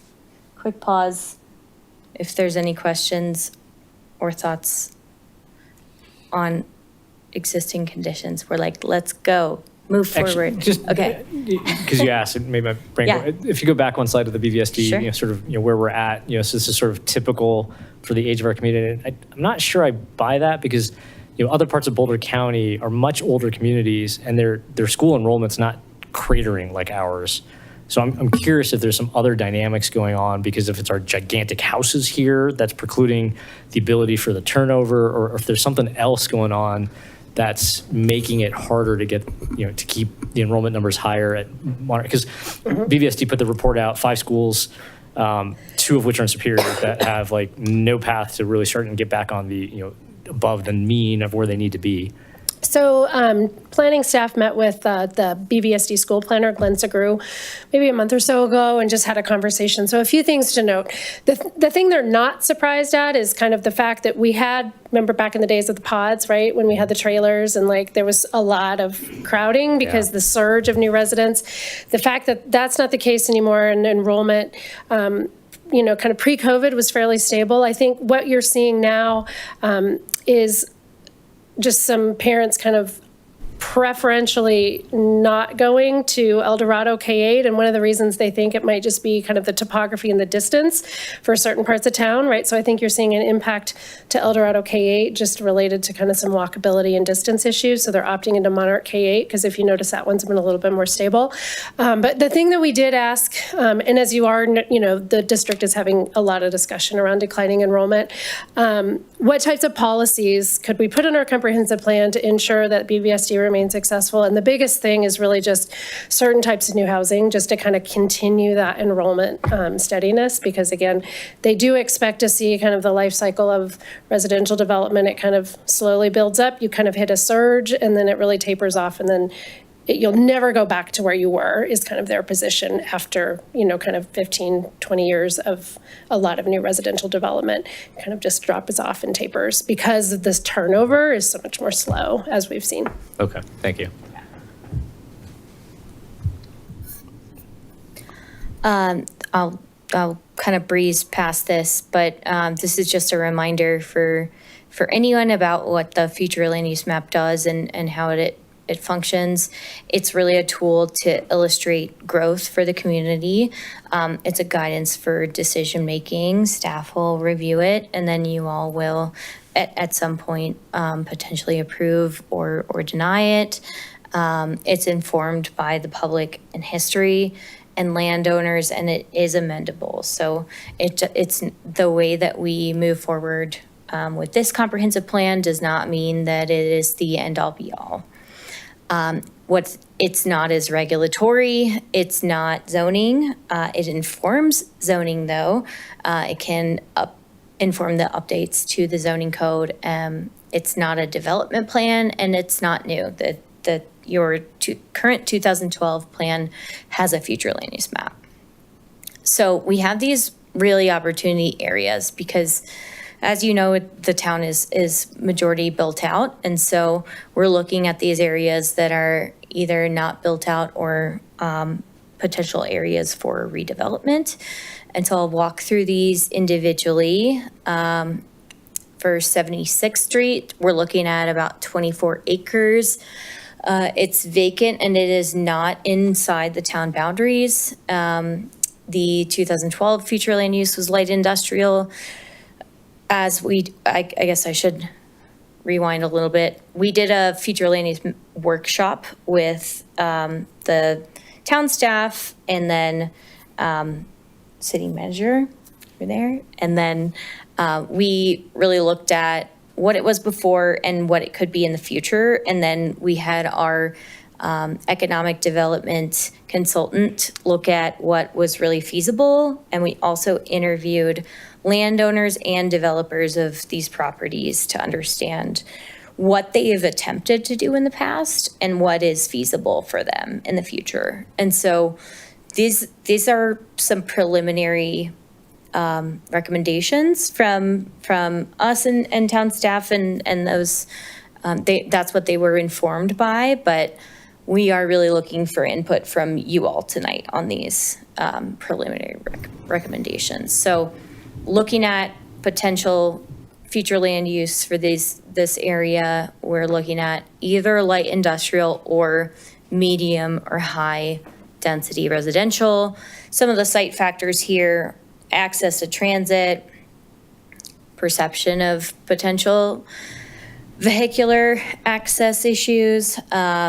The rear of the marketplace is lacking potentially a sense of place, outstanding view potential and access to open space, and then potential conflicts with existing uses. I think that's more looking at some of the more medium density uses to the south. What is it zoned right now? Is it agricultural? Mm-hmm. Okay, so I kind of feel like some of these slides in the future should sort of talk about what they're zoned now. Sure. So we know, like, are we looking at a potential to rezone, or is it, no change? Because the reason I ask is we've had at least a couple residents come in that live on Blackfoot Street. When they bought their house, They were told they back up to agricultural. It's never going to be anything else. So if at any time this board or this council or any council in the future wants to change that, we're going to have a conversation with that community because they bought a house that backed up to what was zoned agricultural. And if that's a change, it's a material change to what they bought into. It's also in the county. Yeah. Yeah. No, that's So true. it's not in the town. That's a good point. Yep, but absolutely, like, that will need to be a conversation. And I think that owners are aware that that would need to be a conversation, from my And I think also the idea of what we'd be potentially willing to do is probably drastically different from what the county would entertain. So we may have landowners that are amenable to annexation. So this is something that we should probably think like long and hard about because it may be more realistic than it had been in the past. You're right. Yeah, I'll just add, we have strong interest from the property owners out here, either through kind of their development, kind of possible partners for development or the actual owners themselves in terms of annexing. And so I think they're really interested. Just again, we're going to these are the uses we are going to talk about with the public unless you tell us to add more or take some away. I would imagine once we get that policy set, we might start having more discussions with these owners. Yeah, I guess my initial kind of thought about this is, obviously the light industrial is consistent with what we're seeing there with the CDOT site and the Guardian storage. So, but then it's immediately also adjacent to Sagamore. So a medium or high density residential use probably makes sense. I know that there was some talk several years ago about potentially doing like some sort of senior project over there or attainable, affordable housing. I mean, I think it's not necessarily a super easy walk to the RTD bus, but it's doable. It's not right there, but it's doable. So, we got the money, right after the Marshall's fire for the tunnel. Right. So, I think that makes sense. Whether we include something related to senior or affordable in the potential future land uses, I'll leave that to you, but I think that makes sense. A quick question. Let me get my. Sorry. There's a business owner, and it's a question of when we talk about sort of acquiring more land. There's a business owner over here that's very frustrated with the county dog tag, because they're only allowed to sign like this big, so no one can find their business. And the question becomes, when we draw these lines, why stop here and not sort of suggest going a little further out if the business owner, the landowner is sort of amenable to potential rezone? Yeah, I mean, I think this has been kind of the historic area that Okay. we've talked about for the last, at least 10, 15 years in terms of what would be eligible for annexation. We previously had IGAs with the county that kind of really further defined that. Those IGAs have expired. So I think this is exactly the time for that conversation. I think the comprehensive plan doesn't necessarily have to be contained by this white line, right? Okay. So I think, and I don't think it would be contained by the white line either. But I think any policies, we could write it such that, any more properties want to, and we can talk to that property owner too and see if they actively want to kind of start talking with us. But I think it's that's a really good up to idea. us. Yeah, I think that'd be If great. we want to expand it out, we Yeah. can. Okay. We'll add them to Also our makes list. for just a better, straighter line, right? It's not just like an arbitrary, cut. So. Okay, Superior Marketplace. Some of the factors here, obviously great transit access. It's internally divided by Marshall Road, which presents some challenges. It's overparked. It's got great visibility by US 36. Really strong performing commercial uses that we absolutely want to conserve and continue to make it distinct in terms of identity from downtown Superior.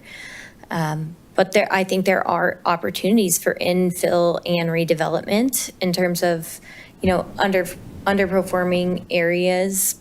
As I mentioned, it is overparked. So I think there is opportunity to potentially introduce some residential uses. I think we got a thumbs up from Planning Commission on that, but curious thoughts here.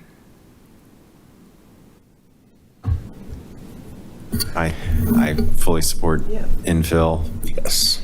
At the marketplace, I think it makes a lot of sense. Great. Agreed. Especially to leverage the access to the bus stop. Yeah. All subject to what the roads and transportation network can handle, right? Yes. And during the transportation presentation, they talked about the rail. So what would be the proximity of that rail line? A million miles away. Okay. So Louisville. No, not here. But it does align with more state level legislation of TOD. Original town, so this is a very small area, but site factors is that it's access and visibility. This is right here. So you can envision it, right? It's right here. It's compatible with original town, and then adjacency to downtown Superior and Superior Marketplace. What we have envisioned thus far that we're looking for input on is neighborhood commercial, at least on these eastern parcels, and then Planning Commission encouraged us to do more of a residential transition on the western parcels. So these two smaller parcels to the west. Which has been tried in the past, correct?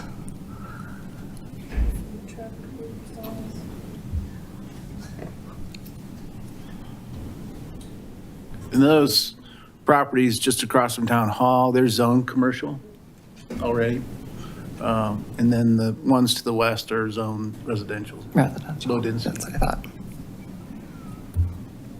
Yeah, is there an opportunity with this? I think one of the challenges, it's been zoned commercial for a while, and it's still struggling to sort of get any traction. Is there something we can layer on here is, opportunity to zone as mixed use or other things that we can make it, as sort of, as we think about, how do we make this parcel more attractive?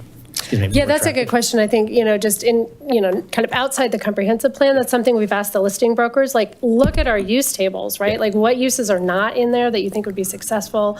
What are that maybe, aren't a good fit? And we haven't kind of developed that conversation yet. So I think this is really just kind of high-level policy, right? Sure. Just to help inform any change that potentially happens here. The observation that I have is if this is zoned commercial, I mean, this seems like it's a bit of an island relative to where homes are and where other businesses are. So is that, maybe that's why we've struggled to get a business in there, because it's just on an island, so to speak. And do you mean entirety of this Yeah, area? I mean, it's the gas station, Yeah. and then you've got a couple of empty lots, and if we've been trying to get commercial in there for 10 years and nobody's taking, then, like, to Neil's point, maybe we need to look at some other designation to help attract some kind of development there. Well, there were some homes on those lots that burned, so. Yeah. Right.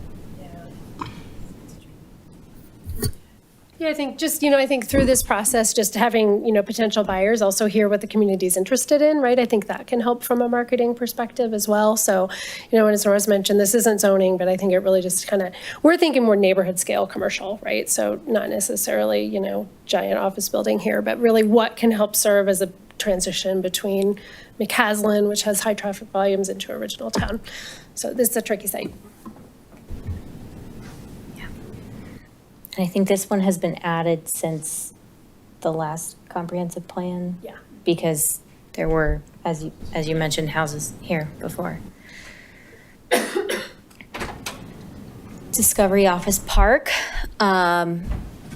It's difficult but buildable terrain, which increases construction costs. It has poor access and visibility for retail use. We really don't see any kind of commercial as viable on this site. It could potentially be office, but again, nobody wants to develop office right now. And then there is a lot of interest for residential development here. And then adjacent to downtown and open space and trails. And then. Go ahead, Planning Commission maybe? Yeah, Planning Commission was open to Go ahead. housing on this site, but I think that there was also a caveat of like affordable. Yeah, so I think we didn't change the slide, but I think Planning Commission was interested in hearing from Town Council what you thought about residential on this site. I think the discussion kind of centered around we need to, also think beyond the next 10-year development cycle, and maybe office isn't, viable now, but it potentially could be in the future, particularly if blocks 2 and 5 build out as we plan. That maybe could kind of help catalyze some additional office. But again, I think strong market demand for residential. I think we're proposing to leave it as office, but would love to hear your thoughts on that. I think in the context of Town 15 and what I've heard from the community about wanting to keep that as open space or not developed, and the very few parcels of land that we can develop that contribute to our tax base. I understand the need for more residential, and I think Neil had mentioned this at a few meetings ago, where we could probably rezone everything residential and have it built out like immediately. But I think we need to look into the future and say, how do we preserve and make sure that we still have a strong economic base? Because if any of the big box anchors in the marketplace go away, we're done. So I'm not opposed right now to considering residential, but I'd like to keep the commercial on the table. I would agree with that. I mean, I think that we're hearing that residents aren't loving being packed in like sardines with more and more residential. And to Mike's point, I think it's important to make sure we're diversifying our tax base. And so I would be a little leery of taking away a commercial or an office opportunity there. I want to make sure that we've got something that's generating some revenue. I've said this a million times, office space is like the holy grail or like the trifecta for tax revenue. I mean, it barely uses any services, high property taxes, it's great. But, the market's really soft for office space right now.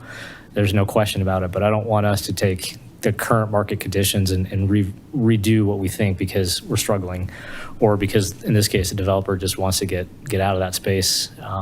They bought it. They knew it was zoned for office space. And, when we're going to talk about Zaharis in a minute, it's what it was, right? So I don't personally see any reason to jump just because it's struggling right now.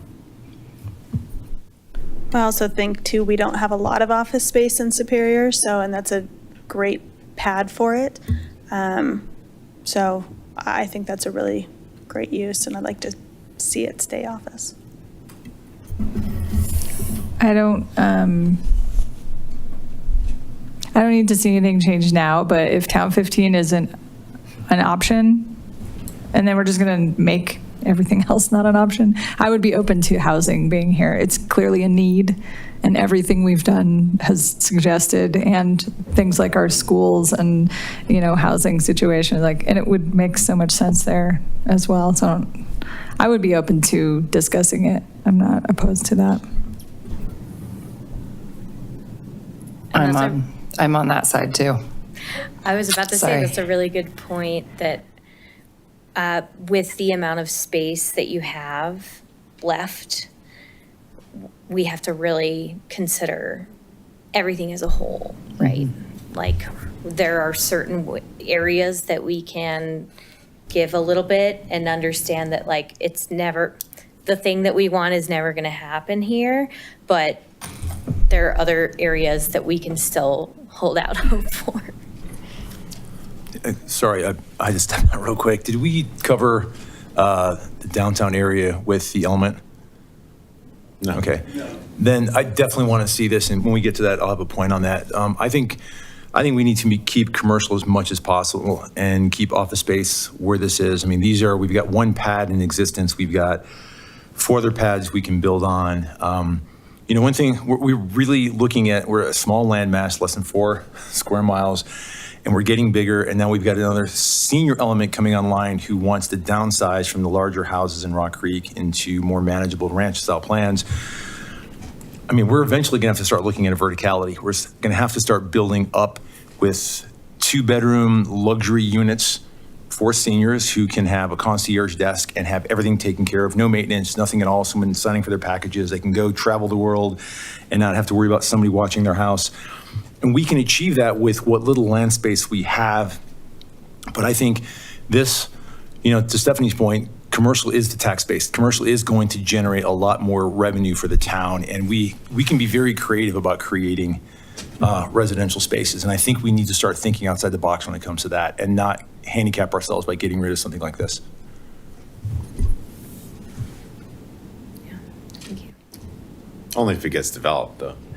Right? I mean, that's the thing. So, like, does it just stay undeveloped? Like, I don't know what the math is, where the break-even point is between, the revenues that you're going to receive from developed residential and then the impact on sales taxes versus, undeveloped commercial property tax. I mean, obviously, if the office came in, that would be fantastic. But we already have approved office that is not yet a reality. So, getting that actually built is. And vacant office space on top of it. Yeah, right. So, I think we need to be kind of realistic about it. I'm amenable to Jen's point, to consider potential housing there, and especially if it's something that serves an unmet need, right? Like whether it's senior housing that's not currently being built or housing that young families can move into and bring more students to our schools that currently can't afford what's being what's available in town. I think that's something that we should at least be open to. How far down the line do you think, when Rock Creek first went up, that people were thinking that was it just, and this is just like a complete aside, 1990s Rock Creek is built, influx of 9,000 people almost right away. Was there any thought going forward by hey, what's going to happen in 20 years from now? Are we going to have a downtown area? Are we going to have this? And yeah, I do agree with you, Mark, to stay as flexible as possible. So I just don't want to see us rushing into something when we have a lot of other facets we can probably look at, rather than a 5 to 10 year plan, because 20 years is going to sneak up on us. You and I are going to be gone. You'll still be here probably, but we'll be off the board at that point. And what do we have left? Because we're really burning through buildable areas in this town. So I'm amenable to keeping everything as available, but I'm also very sensitive to a tax base that's going to keep us, for lack of a better word, profitable as a town, so we don't have to raise taxes or create other means of income gathering for the town. I guess when I look at it, it's just a question of, so this is a comp plan. Obviously, it's an advisory document, and we're not rezoning anything by putting in potential future land uses. It just says that if an applicant comes to us and says in the future, hey, I'd like to change this zoning from commercial to medium density residential or whatever, this is consistent with what the council decided in 2025 when they adopted the comprehensive plan. That's still just one factor, and the council can still say, you know what, we don't like that rezoning application and we're going to deny it. And even if we don't have that change and we just keep it commercial, somebody could still come down 10 years down the road and say, hey, I'd like to rezone this to medium density residential. It's not consistent with the comprehensive plan, but it's the right decision to make, and then the council can can make that decision. So like none of the stuff that we're doing here is necessarily, binding, but it's just kind of like an expression of what our intent is as a council, what we're open to. So I guess my perspective is, it is what it is right now. It's undeveloped and seems like there's no indication that it's going to change. We know, obviously, if we could snap our fingers and get office users here to support all of our residents and restaurants and businesses, that would be great. But it's already been zoned that way, and we haven't had the office space materialize. So, in light of that, I guess I'd be willing to consider in the comp plan a designation that we'd be open to at least discussing potential uses, subject to it being obviously consistent with the surrounding area and all that stuff. So, I want to it may not be this parcel. But I want to ask the question of, if we've got the federal government saying there's a housing crisis, and we've got the state trying to legislate to force housing on municipalities, and we as a local community haven't had our staff invest time and energy and resources in collecting information from the community that's telling us that we need middle housing, can we please not go through this and not talk about housing? Because otherwise, why? Why are we, let's just say it out loud. If we're going to go through all of these and none of them are going to be on the line for any conversations about housing. Let's go to the next page. Let's just, Yeah, I will say that as consultants, we have ideas where housing makes the most sense.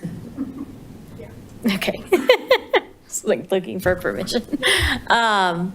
Okay, Zaharias, this one has been looked at over and over again.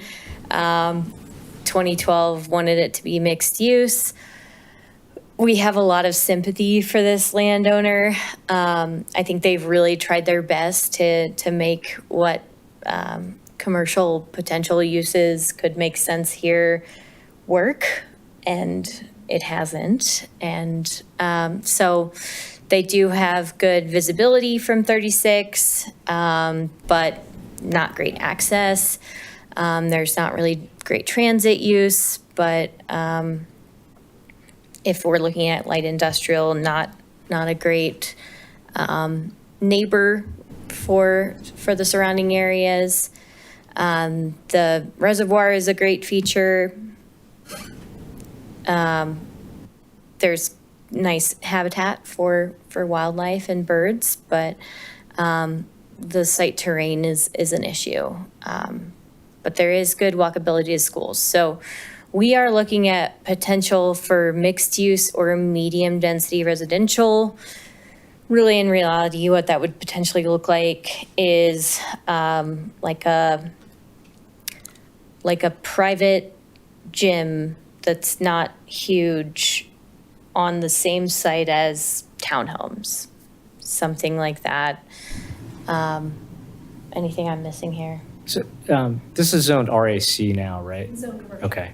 Yes. Well, and that's been the stumbling block, because we've been holding this one out forever. And that it's going to be the holy grail of an amazing commercial development, which, I think to your point, this is never going to make a lot of sense as a pure commercial space, or we're going to get more storage, lockers. And it was zoned that way, assuming that there was going to be an interchange off of 36. Right. Which is never going to happen now. So, I think I'm in the boat of mixed use. I think the last time we had a concept on this was 2020, maybe 2021 that they came in. It's been a while, right? And a lot of other things have changed. Because I think the key thing for me is, what the heck is Louisville doing with Redtail? And is there even an opportunity here for commercial to succeed? Because I think the concept was a little tiny slip of commercial with a bunch of 2 and 3 bedroom homes. And the buffer, I think this gets back to my comment earlier, and this is the challenge we have as a community. It's the same thing that Louisville had. When someone sees empty space, they assume it's going to always be empty space, right? And that's what's happened with Redtail Ridge. That's what's happened with Zaharias, because Zaharias has never had anything on it. Redtail Ridge had storage tech for 20 years. But with this one having been empty for so long, we're going to have a heavy lift to change it to something that's going to be developed. But we got to figure out a way to start having that conversation, because this is a good parcel for development. Yeah. And it is a struggle, that it has. I mean, it's disappointing that it hasn't happened. And I live, 3 blocks over. And Lisa, you used to live right over there. So, yep. I mean, the neighbors that we're all going to hate it because, oh my God, change. Yeah, so just a few things to keep in mind on the Louisville side. Vista's made it publicly known that they do not intend to stay in that location, right? They're actively looking for another site. And I think that, the possibility for maybe some ancillary medical uses on that side, I think even further decrease the opportunity for maybe office or commercial on the Zaharias site, if and when a Vista moves. And I think in the Louisville comprehensive plan process, they're also looking at, kind of future land uses on a Vista would probably be residential, right? So I think from a corridor perspective, just never getting access onto 36, I think residential along this corridor. And again, in furtherance of our goals for BVSD, housing in some area to help them be viable. To Jen's point, we have a housing issue. So staff, I think, strongly feels like this would be a good candidate for housing. Yeah, I would agree with that. I feel like commercial would really struggle in this just because visibility and being able to get in and out. I think it would be great for housing because you've got the reservoir right there. Something to keep in mind, OSAC has had this on their wish list. It's a fortune, so there's no way, but that reservoir is a really important wildlife habitat. So making sure whatever goes in there has a bit of a buffer there to protect the wildlife because there is some wildlife there that's rare and should be protected, but I think it would be a great feature for residents over there to have that natural feature and access off 88th. So, and I think that and the previous be... concepts that we've looked at have all acknowledged the reservoir and included a buffer and wanted to develop in a way that was, I think, economic or environmentally cognizant of the birds and the water. And I think based on the site conditions, that's what makes the most sense, like where you would actually need to develop based on slopes and things like that. That's all considered in that. Yep. But to Jen's point, as we're looking at, because it would be a shame to not have a housing discussion, I think this would be a great spot for that because it's near other housing. It's, close to the school. It has that beautiful natural feature there. I think some mountain views, if I'm remembering correctly. So I think that would be a great spot for some medium density and potentially something for our seniors and young families. Great. All right. Thank you. Resolute, here we are. Yep. It was zoned commercial in the 2012 plan. We don't have 36 visibility, but there are some good collector traffic volumes from Colton and Summit. There is adjacency to Flatiron Crossing, and then there are difficult soils, but where aren't there? And then it's potentially, if we're weighing our options in terms of areas that we want to hold strong for potential future commercial tax base, this one, as consultants to us, seems like a good one to hold steady. So I'm curious here because it's been zone commercial for a billion years, as we heard from the public comment, and they've struggled.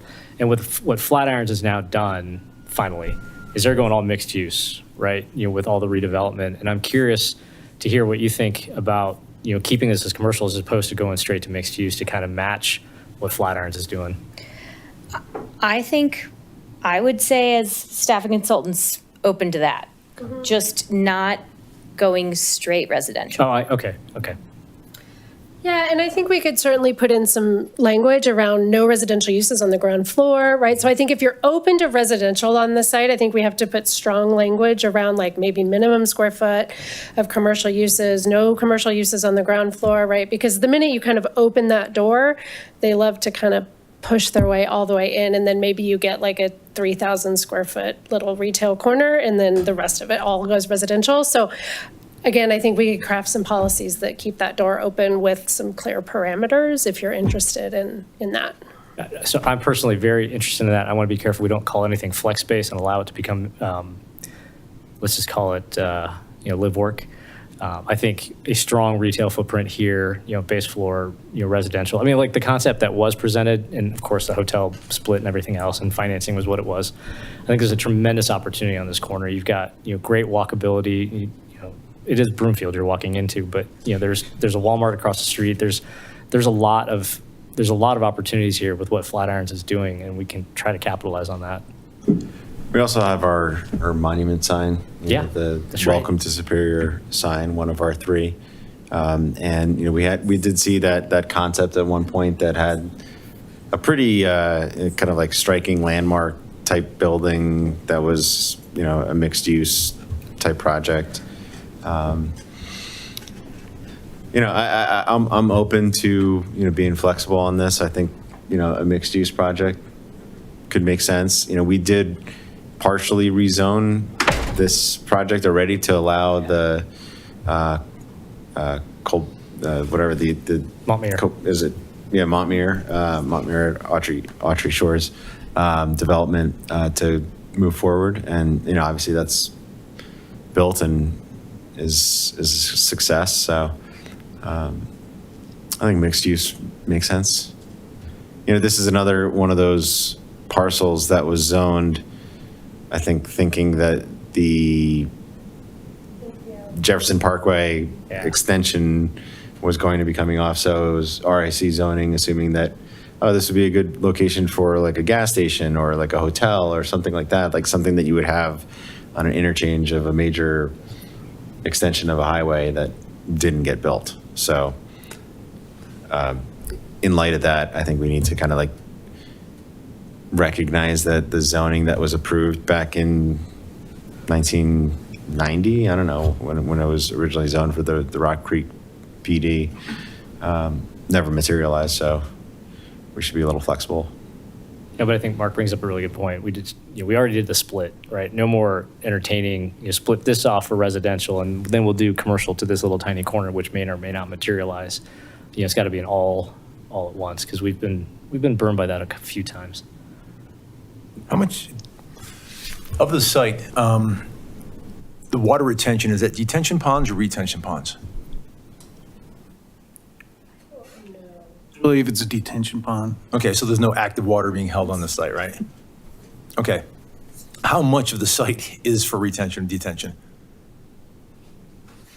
Because when you drive by that area, there's a good... That's actually in the city and county of Broomfield. Yeah, so They this, expanded that for this project. So is that squared out area that's...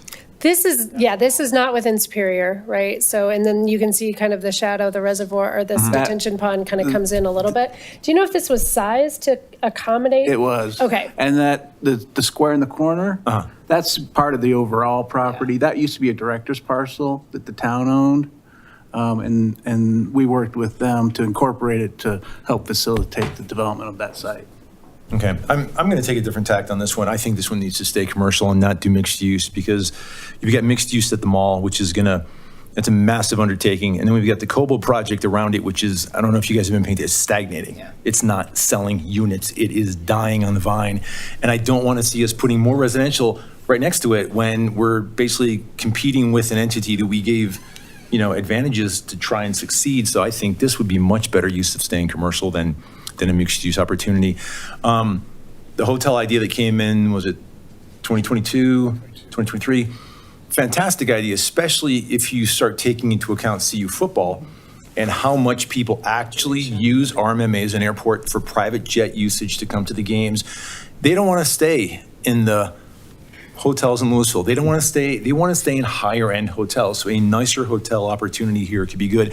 And if we get the Sundance Film Festival, these Hollywood people, they don't want to stay in a Ramada Inn. They want to stay in a nice hotel. So something like this could be a great opportunity for this town to capitalize on.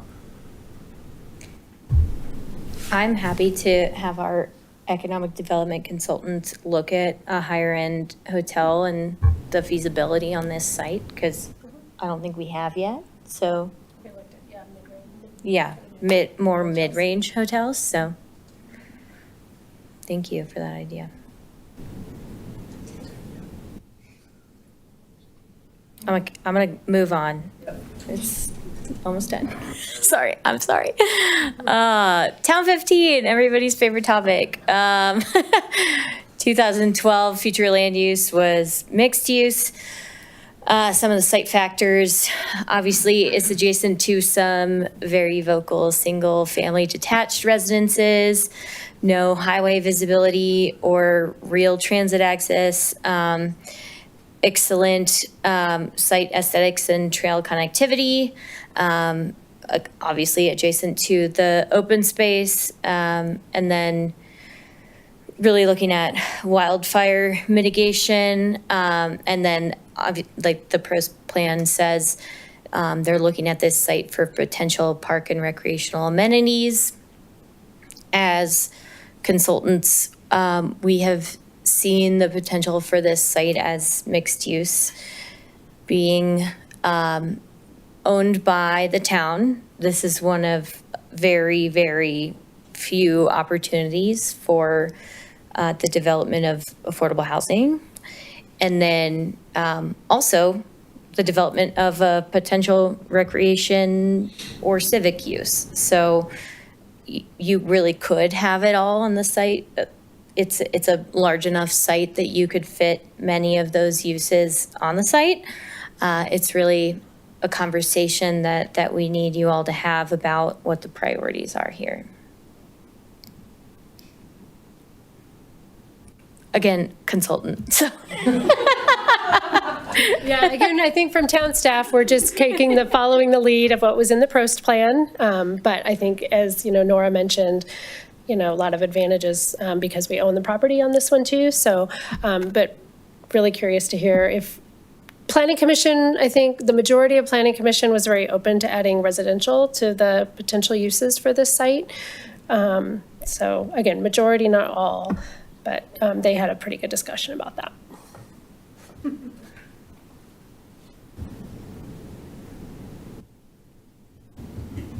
Well, I'll go first. I'm happy to go first. So I am not going to support housing here because I know what the residents that are adjacent to this want and what they've been through in rebuilding. And I think that the town does need they've asked for more amenities. They've asked for more park options. So I think something else can go here. I think we can win somewhere else with the housing and still provide something the community's asking for right adjacent to all of the views and open space that we have there. And I'm just terrified to suggest any housing goes here realistically, so. Well, if you make the argument, what property in town is more likely to be turned into open space? It's not Zaharias. Zaharias is too far away. Zaharias makes the most amount of sense that we've talked about so far for just strictly housing. This makes the most sense for an argument for open space, just due to the fact it is contiguous to open space, right across the street from it. And the residents, they've been very, like you said, very vocal about it. So if we're going to designate something as open space, this makes the most sense. We don't have to tell a landowner we're going to rezone his property, his or her property to open space.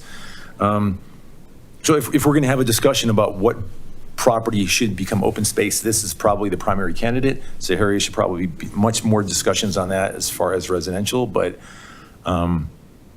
I don't see a need to rush into this one at all. This could be the crown jewel we hang on to. We don't do anything with. We just leave it as is and just go into the future with it. I do think, though, that in order to stop kicking the can down the road for this conversation to keep coming up every 3 to 4 to 5 years, that we should make a decision about the zoning on it soon. So just a bit of a history lesson. This was always supposed to be residential, right? It was the land swap that got us the land, right? Like, so the argument that, I thought it was always going to be undeveloped. I mean, if you go back to the Richmond. It was supposed to be. It was supposed to be the Safeway and the gas station when Rock Creek was going to go west of McCaslin, but then we it didn't go west. Got it. Right. So I mean, it was zone commercial, so it's going to have something. Because I disagree on the open space value here, in that it's we've heard this from and at one point Pro Stack Park and OSAC were united in terms of what they wanted this to be, and then they've split. Because initially everyone said that this is not a good open space parcel. It's good for the wildlife corridor, and let's maintain that. And then after that, we were talking about ball fields because those are overused, and that there was some support from that. We spent $100,000 with our parks master plan and they maybe not 100, maybe it was like $60,000 and they mapped out a ton of uses for this. Going back to the thought of like what amenities does the town need? Because if you don't put those here, there's nowhere else to put those. If you truly want those park amenities, they're not going to work at Zaharias. They're not going to work at I don't know what the name of the parcel is, the office space, because you can't play Discovery. You can't play baseball on a sloped field because you get a lot of home runs. But this is the only parcel that could arguably be used for anything resembling additional civic space. If we want it. If we don't, then all bets are off. And I'll just say that we definitely need more of the middle housing that, as we've been talking about, and no matter where we put the housing, the community is going to come out in opposition of that. So whether it's this elected body or the next elected body are going to have to make some very unpopular decisions about where we put housing. Because I think there's, at least in my mind, a broad understanding that there is a need. It's just a matter of where. And whether it's here or Zaharias or behind Costco or Discovery Park or all the other parcels that we're talking about, we're going to need it. And it's going to be an unpopular decision no matter where it goes. And actually, Mike, you bring up a good point, because when we talked about Zaharias, one of the biggest issues with Zaharias was egress. You've just got 88th, and it was going to be $100,000 for $1 million for a traffic light and everything else. With this intersection, you've got a hard corner, you've got more options for coming and going. It is bigger, 15 acres versus 5, but that was one of the concerns the board had with the Zaharias development, is that it would require a lot of heavy lifting in terms of traffic movement. We already own this though, right? Yep. Mm-hmm. So we wouldn't have to purchase another parcel for open space or development of amenities or et cetera, right? The only thing we'd have to do is the general fund purchase this property. So if it was zoned open space, we would have the general fund reimbursed by the open space fund. But that's just $1 million. Yeah, just over, yep. Well, it's easy to have these conversations and look at a parcel of land and say, oh yeah, we could put housing on it. We need housing. Housing's expensive. Look what we did in downtown. Look at Rogers Farm with the We Homes. Those are $750,000 right now to get into a We Home. And that's 1,300 to 1,800 square feet for a 2-3 bedroom house. You're not going to get affordable or anything even close to middle housing over here. This is going to be, if you're going to do this, you're going to have to own the fact that this is going to be high-end residential. That's what's going to go here. This is the only thing that's going, really, this is what's going to happen, because we can have a conversation as much as we want to do middle income or middle housing. We're too far off a transit corridor for this one. Downtown. That's true for Zaharias. Yeah, but Zaharias, I never mentioned Zaharias had to be middle housing. Zaharias could be senior housing. It could be nothing but ranch plans. Because the thing when we talk about senior housing, ranch plans take up basically 2 lots. Ranch plans are big. No one's going to build ranch anywhere. That's not necessarily true. There is a large enough people in this community who are going to want ranch plans. A developer will eventually. Is it across the street?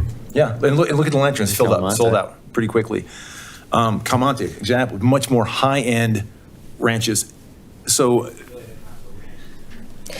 it's just going to become a point in time. Well, what is the best advantageous area to put middle housing that is going to be? And when I say affordable, I'm not talking about percentage-wise. I'm talking about something where somebody can actually get into their first home.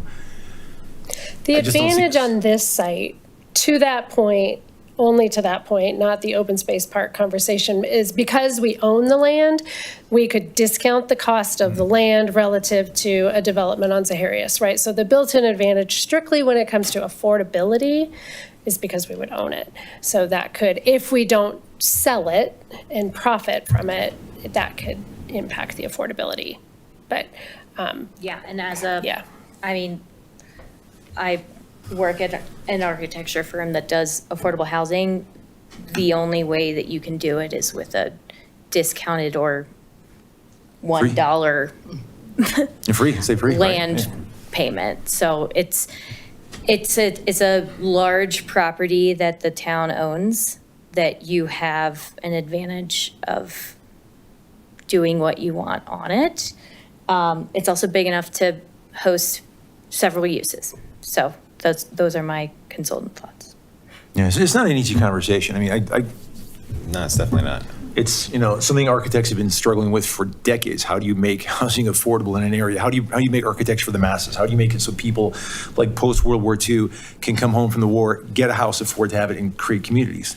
I don't know if we've already missed that boat with the community because we were born a residential neighborhood town. We're a bedroom community, and we're trying to grow out of those shoes of a bedroom community into like a smaller city, but there's gonna be growing pains with it, and that's gonna be the housing issue. So I think with my thought on this space is I don't think that this is an open space. Open space is across the street. And the idea of it being, contiguous, well, it's not, because there's a road that's going through, so it's not adjacent. It's adjacent to a road. I think one possible use for this would be for park use, right? So like whether we basically continue Community Park West and, do ball fields and tennis courts or pickleball courts or whatever. I think that's one use that makes sense. I don't think that, given the fact that we have a community center and we're going to have a second space in downtown, that we have a really compelling justification for civic use. So like, I don't think we're going to build a rec center anytime soon.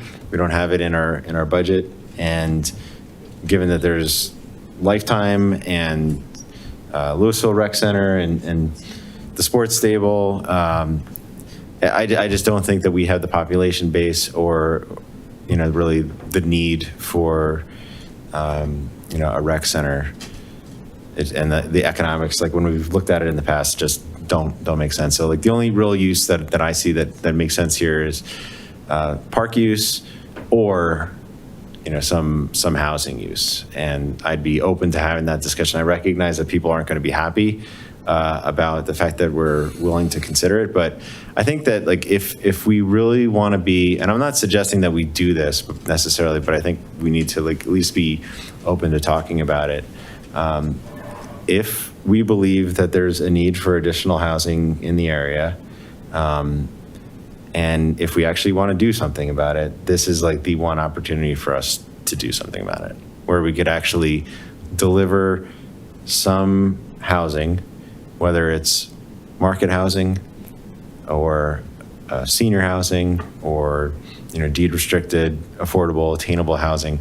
We could do that, and we could actually make an impact on how the schools are dealing with students.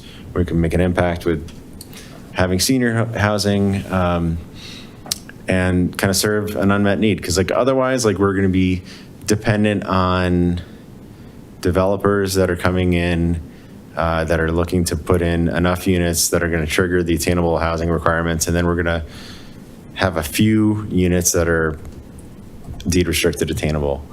Or we have a project from Boulder County Housing Authority at the marketplace, some transit-oriented development, which is going to require us to have some I think partnership to make it happen. We have the Kite Route Crossing development that hopefully is going to materialize. But this is really the only space where we could actually move the needle. So I think that we should, at least for purposes of the comp plan, put it in there as a possible future use, recognizing that, again, like this is non-binding. This is just something for us to consider. But I think for us to say that we're not willing to consider it is a missed opportunity. So I'd recommend putting in parks use or some housing use, whether it's affordable, senior, market rate, and keep it open to have the discussion.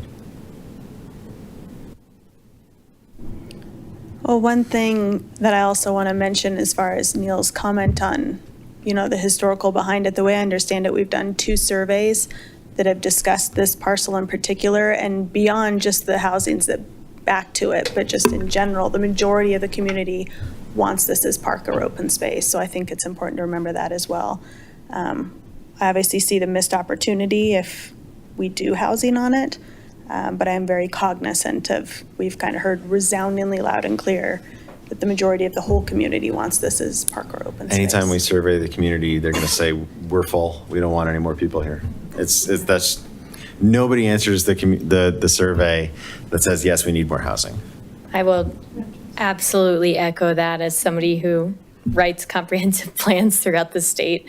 If there is a piece of open land that people have been used to being open space, absolutely they want it to be open space, unless there's a huge need in the community for something when it comes to, their daily needs. But housing is not normally their first priority. And so, this would be a very difficult political decision to make. And, again, I'm not necessarily suggesting that we should do this, but it's like we've passed this attainable housing ordinance. We've opted into the Boulder County, goals. And, if we're actually serious about it, then I think we should at least say that we're willing to consider a proposal here, because otherwise, if we're completely unwilling to on property that we own, then we're never going to meet any sort of goals that we sign on to. And the attainable housing ordinance is just something that we were never, ever going to seriously try to realize. So that's why I would just say we should at least consider it. Yeah, I agree, and I think the surveys are interesting because the renters are, I'd love to live here. I can't afford to I can't afford to buy anything here, and then the owners are like, no one else should come here, right? And it's sort of gets back to the percentage of open space that we have. We're at 39%. You add another 15 acres, we're probably at 44%, right? Half the town then becomes deeded open space, and we can't undo that. So that becomes one of the facets of this. And I get it, people. And this gets back to the whole story around Red Tail, right? They got accustomed to seeing, after the storage check got raised, it's been 20 years, so everyone just assumes that Red Tail Ridge was never anything, right? But it was something. This has never been anything, and it's going to be a heavy lift to change it to anything other than what it is. But I think, to Mark's point, I mean, this is the opportunity to have that conversation and, make a decision on a go-forward basis on what we want to do. Because we've been talking about this for, 15 years. Is this going to be the feel-good story, or is this we can actually do something? Because when we talk about affordable, attainable, 80% is, we're not going to develop it, right? But if we're ready to roll out the mat, then somebody can come to us. The question is whether or not we want to roll out the mat. We're not developing. I'm not suggesting we develop anything, but if we're going to be entertaining of a concept, then that's what comes forward. Well, then the narrative's got to be, if we're having a discussion already, we're talking about attainable housing on this, or affordable housing. No, I don't know that we've been specific about the type of housing, but the first question is housing, and then there's a branch as far as the type of housing that we might want to see. Yeah. But we're talking about the people that want to live here, can't afford to live here, then we're starting the conversation of affordable or attainable. Actually. And the conversation then has to go to, we keep kicking the can on this 80% because it makes us feel good we're doing affordable housing, because it's affordable housing. It's not really affordable housing. 80% in Boulder County is 100% in Adams County. We're not making it affordable to the people who really, truly need to live here. So the problem I always have when we come back to this conversation, and forgive me, I feel like I'm taking crazy pills sometimes about this. If we want to make affordable housing and we want to make the town of Superior truly grow into a smaller city, and it's going to have a great economic core with commercial and retail, we're going to need the people who don't make as much money who could possibly afford to live here, and that's going to be much less than 80% AMI. So that's going to have to be part and parcel of the conversation we're going to have with this. And a lot of people who don't want more housing don't want any more housing. They don't care what kind of housing it is. They want to cap it at 13,000 people, and we go on upon our ways. And the one benefit of that is if you own a house in town, your value goes up. it's going to skyrocket, right? That's what Boulder County did for the longest time in the city of Boulder. So, we have to have that difficult conversation, and it can't just be the feel-good conversation. No, I completely agree, right? Because there's the macro. I don't think our community recognizes the macro factors that are happening, the declining enrollment from the school, and the likelihood of potentially one of our 3 schools getting consolidated with another one, or 2 of them, right? That's a very real possibility.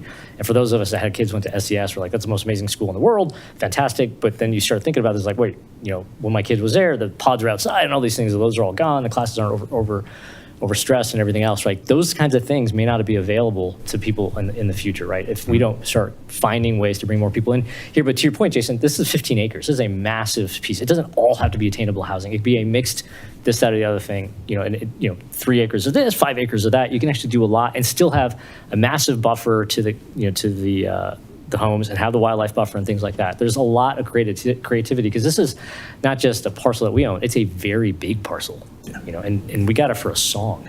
Granted, back then, $1 million was a lot, but now, $1 million for 15 acres. We could sell 1 acre for $1 million. Yeah, easily. Nice.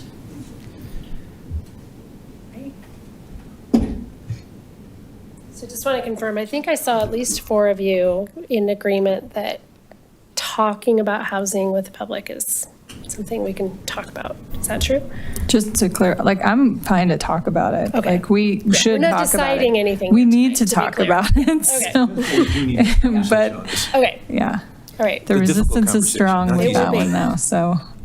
All right. And ultimately, the comp plan is still going to come to the board for approval. So if it comes to the board and it says, low-density residential or medium-density residential, and we say, what, we're fine with low, but we don't like the medium, we can strike that and, approve it subject to those conditions. Or if we say, what, after thinking about it, we don't like the idea of housing and we just want to keep it at parks, then we keep it at parks. And We control our destiny on this one, as some of you have said, right? We're not going to have developers, calling my office every other day like they do on other properties and saying, when can I? But we tried to have this discussion last year. It was last year or 2 years ago, and the idea that we were going to try to make a decision about what the property's destiny is going to be, because if we don't do it, then some future council will, and that's fine too. But if we feel strongly about it, I think we should try to formulate some sort of plan as to how we want to go about it, because otherwise we might not necessarily like what a future council does with it. And the only way, we could either make a decision to develop it in one way or another, like whether it's parks or housing or civic use or whatever we're going to do, or we could convey it for open space and put some sort of conservation easement on it to permanently restrict it. But unless we do, one of those things, it remains an undeveloped parcel that's owned by the town, that is currently zoned for commercial use, that could be rezoned and just used in a way that this current council doesn't approve of. And I like the idea of at least not leaving things up to chance. So we don't have a slide. I think Trustee Serbu kind of mentioned a little bit ago. We don't have a slide on downtown Superior. We don't have a slide on Rock Creek Village, right? So I think just want to remind folks that we're going to include for tonight. We don't have slides on those, but we will include policies for kind of redevelopment, infill throughout town, compatibility, right? So maybe a pad site wants to go away in Rock Creek Village, right? What are some concepts for redevelopment and investment in those areas? So just know that the comprehensive plan is not going to ignore the rest of town, but these kind of remaining development sites, we wanted to check in with you before we go out to the public. And I'm going to kind of bring it home to on this one. So one big key component of our comprehensive plan is the vision and values. It's important for a couple of reasons. It allows the community to self-reflect kind of on where we are, where we want to go, and who we are and who we want to be. The vision component really helps synthesize these sentiments, and it provides direction and guidance for the big picture perspective.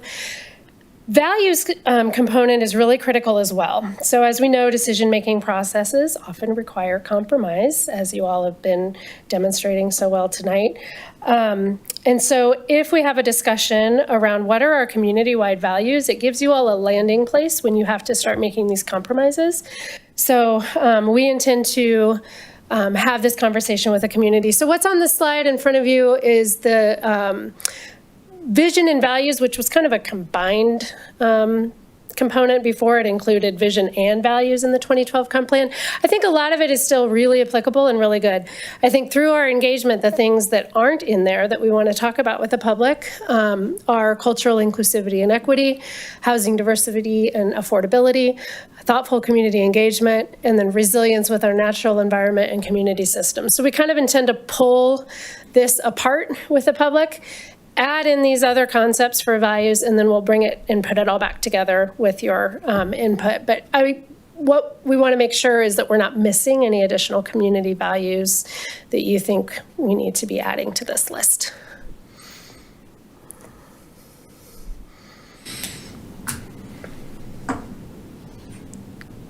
You can always tell us later. I mean, I think the one thing that kind of jumps out at me, I mean, it's sort of there, you know, in terms of diverse mix of businesses and employment opportunities. You know, I was thinking kind of more broadly about just like economic vitality, and maybe that's not just limited to the mix of businesses and employment opportunities, but it's something a little broader. Okay. Great. Any other thoughts?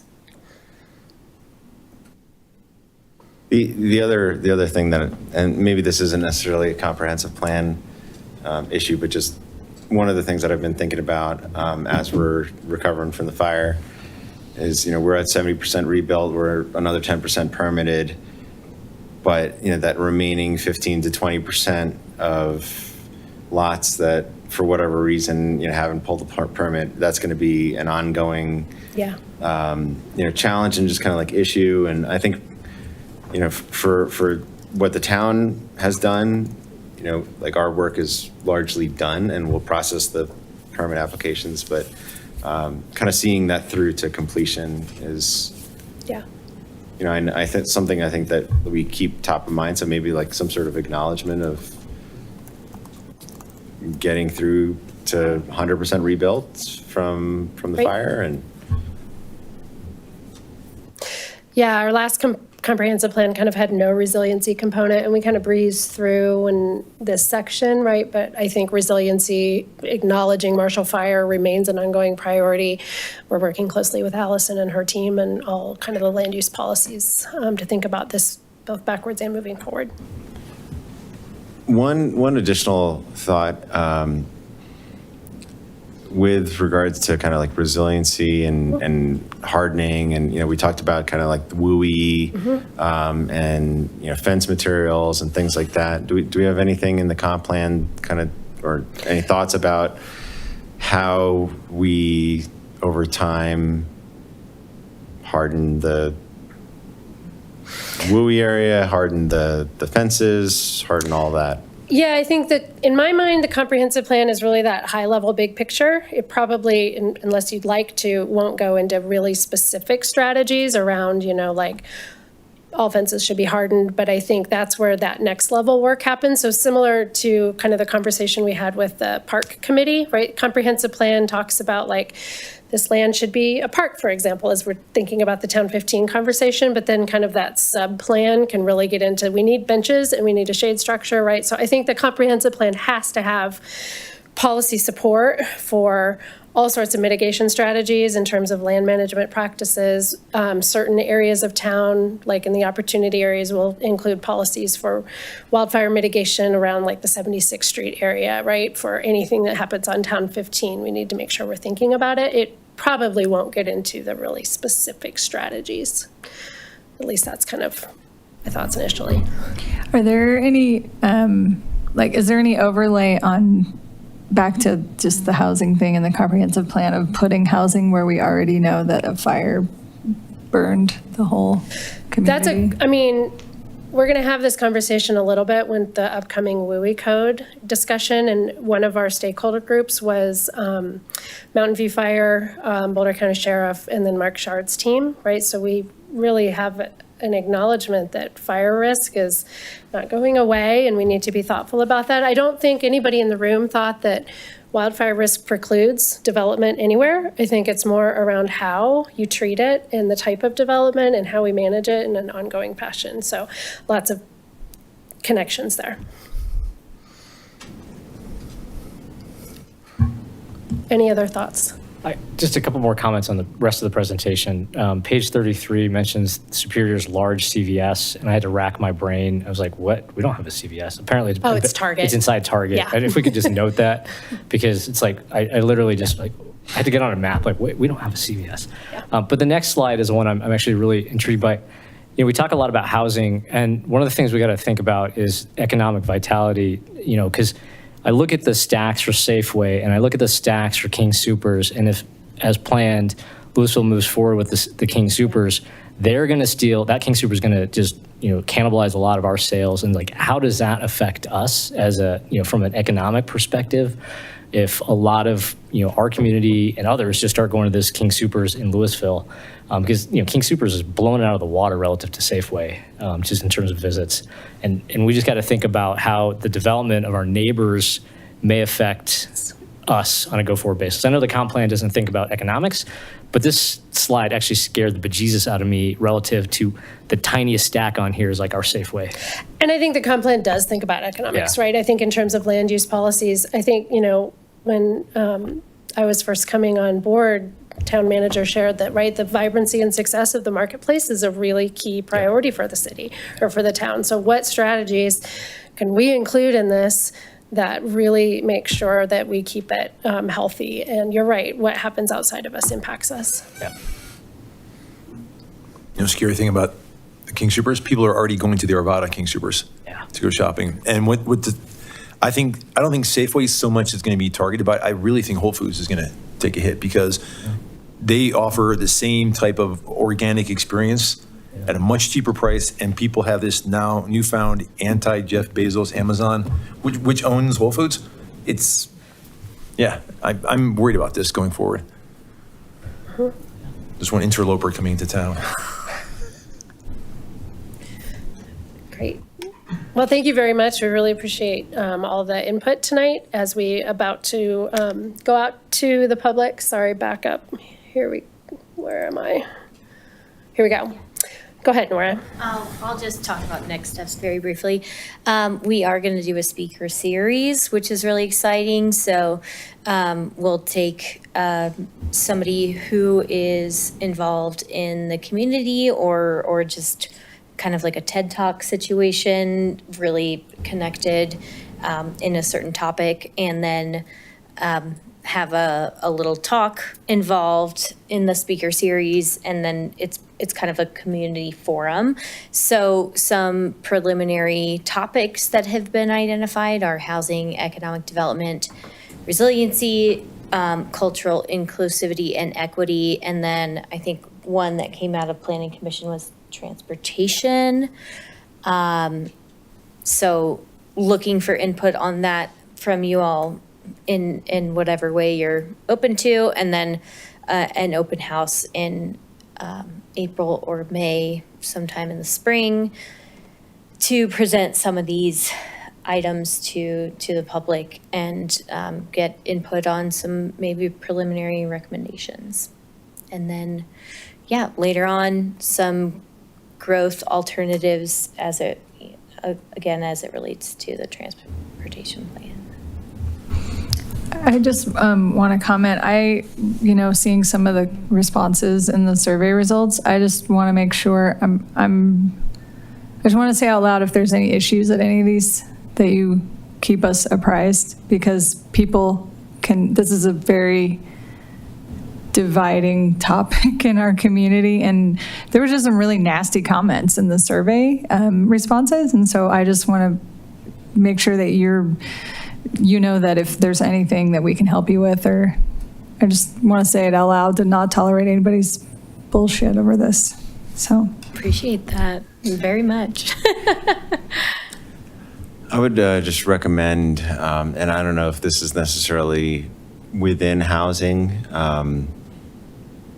but maybe it merits its own point, or maybe it's within housing. But I think like a demographic topic about there was the point made about the seniors being the largest demographic, and just kind of like the need for housing for seniors, and how people are staying in their homes and they're not moving into senior housing because there is no senior housing that's available to them, and that's further complicating the ability of other families to move into the area. And then secondarily, what we're seeing from BBSD in terms of enrollment numbers and how that potentially would impact this community at large. Because to Neil's point, if one or more of the schools closed, a lot of people moved here because we've got great schools. If we don't have great schools, then we're not going to have the property values that people have and rely on, and it's going to impact the community as a whole. So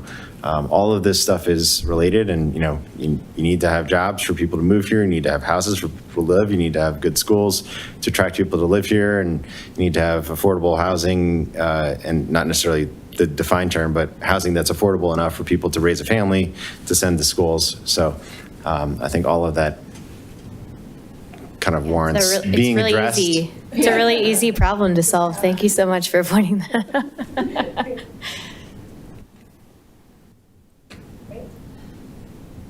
All right, stay tuned. All right. Thank you all Well, thank so you. much. Thank you Have very a much. wonderful night. Thank you. All right. And unless there is anything further, I will adjourn us at 10:20. All right.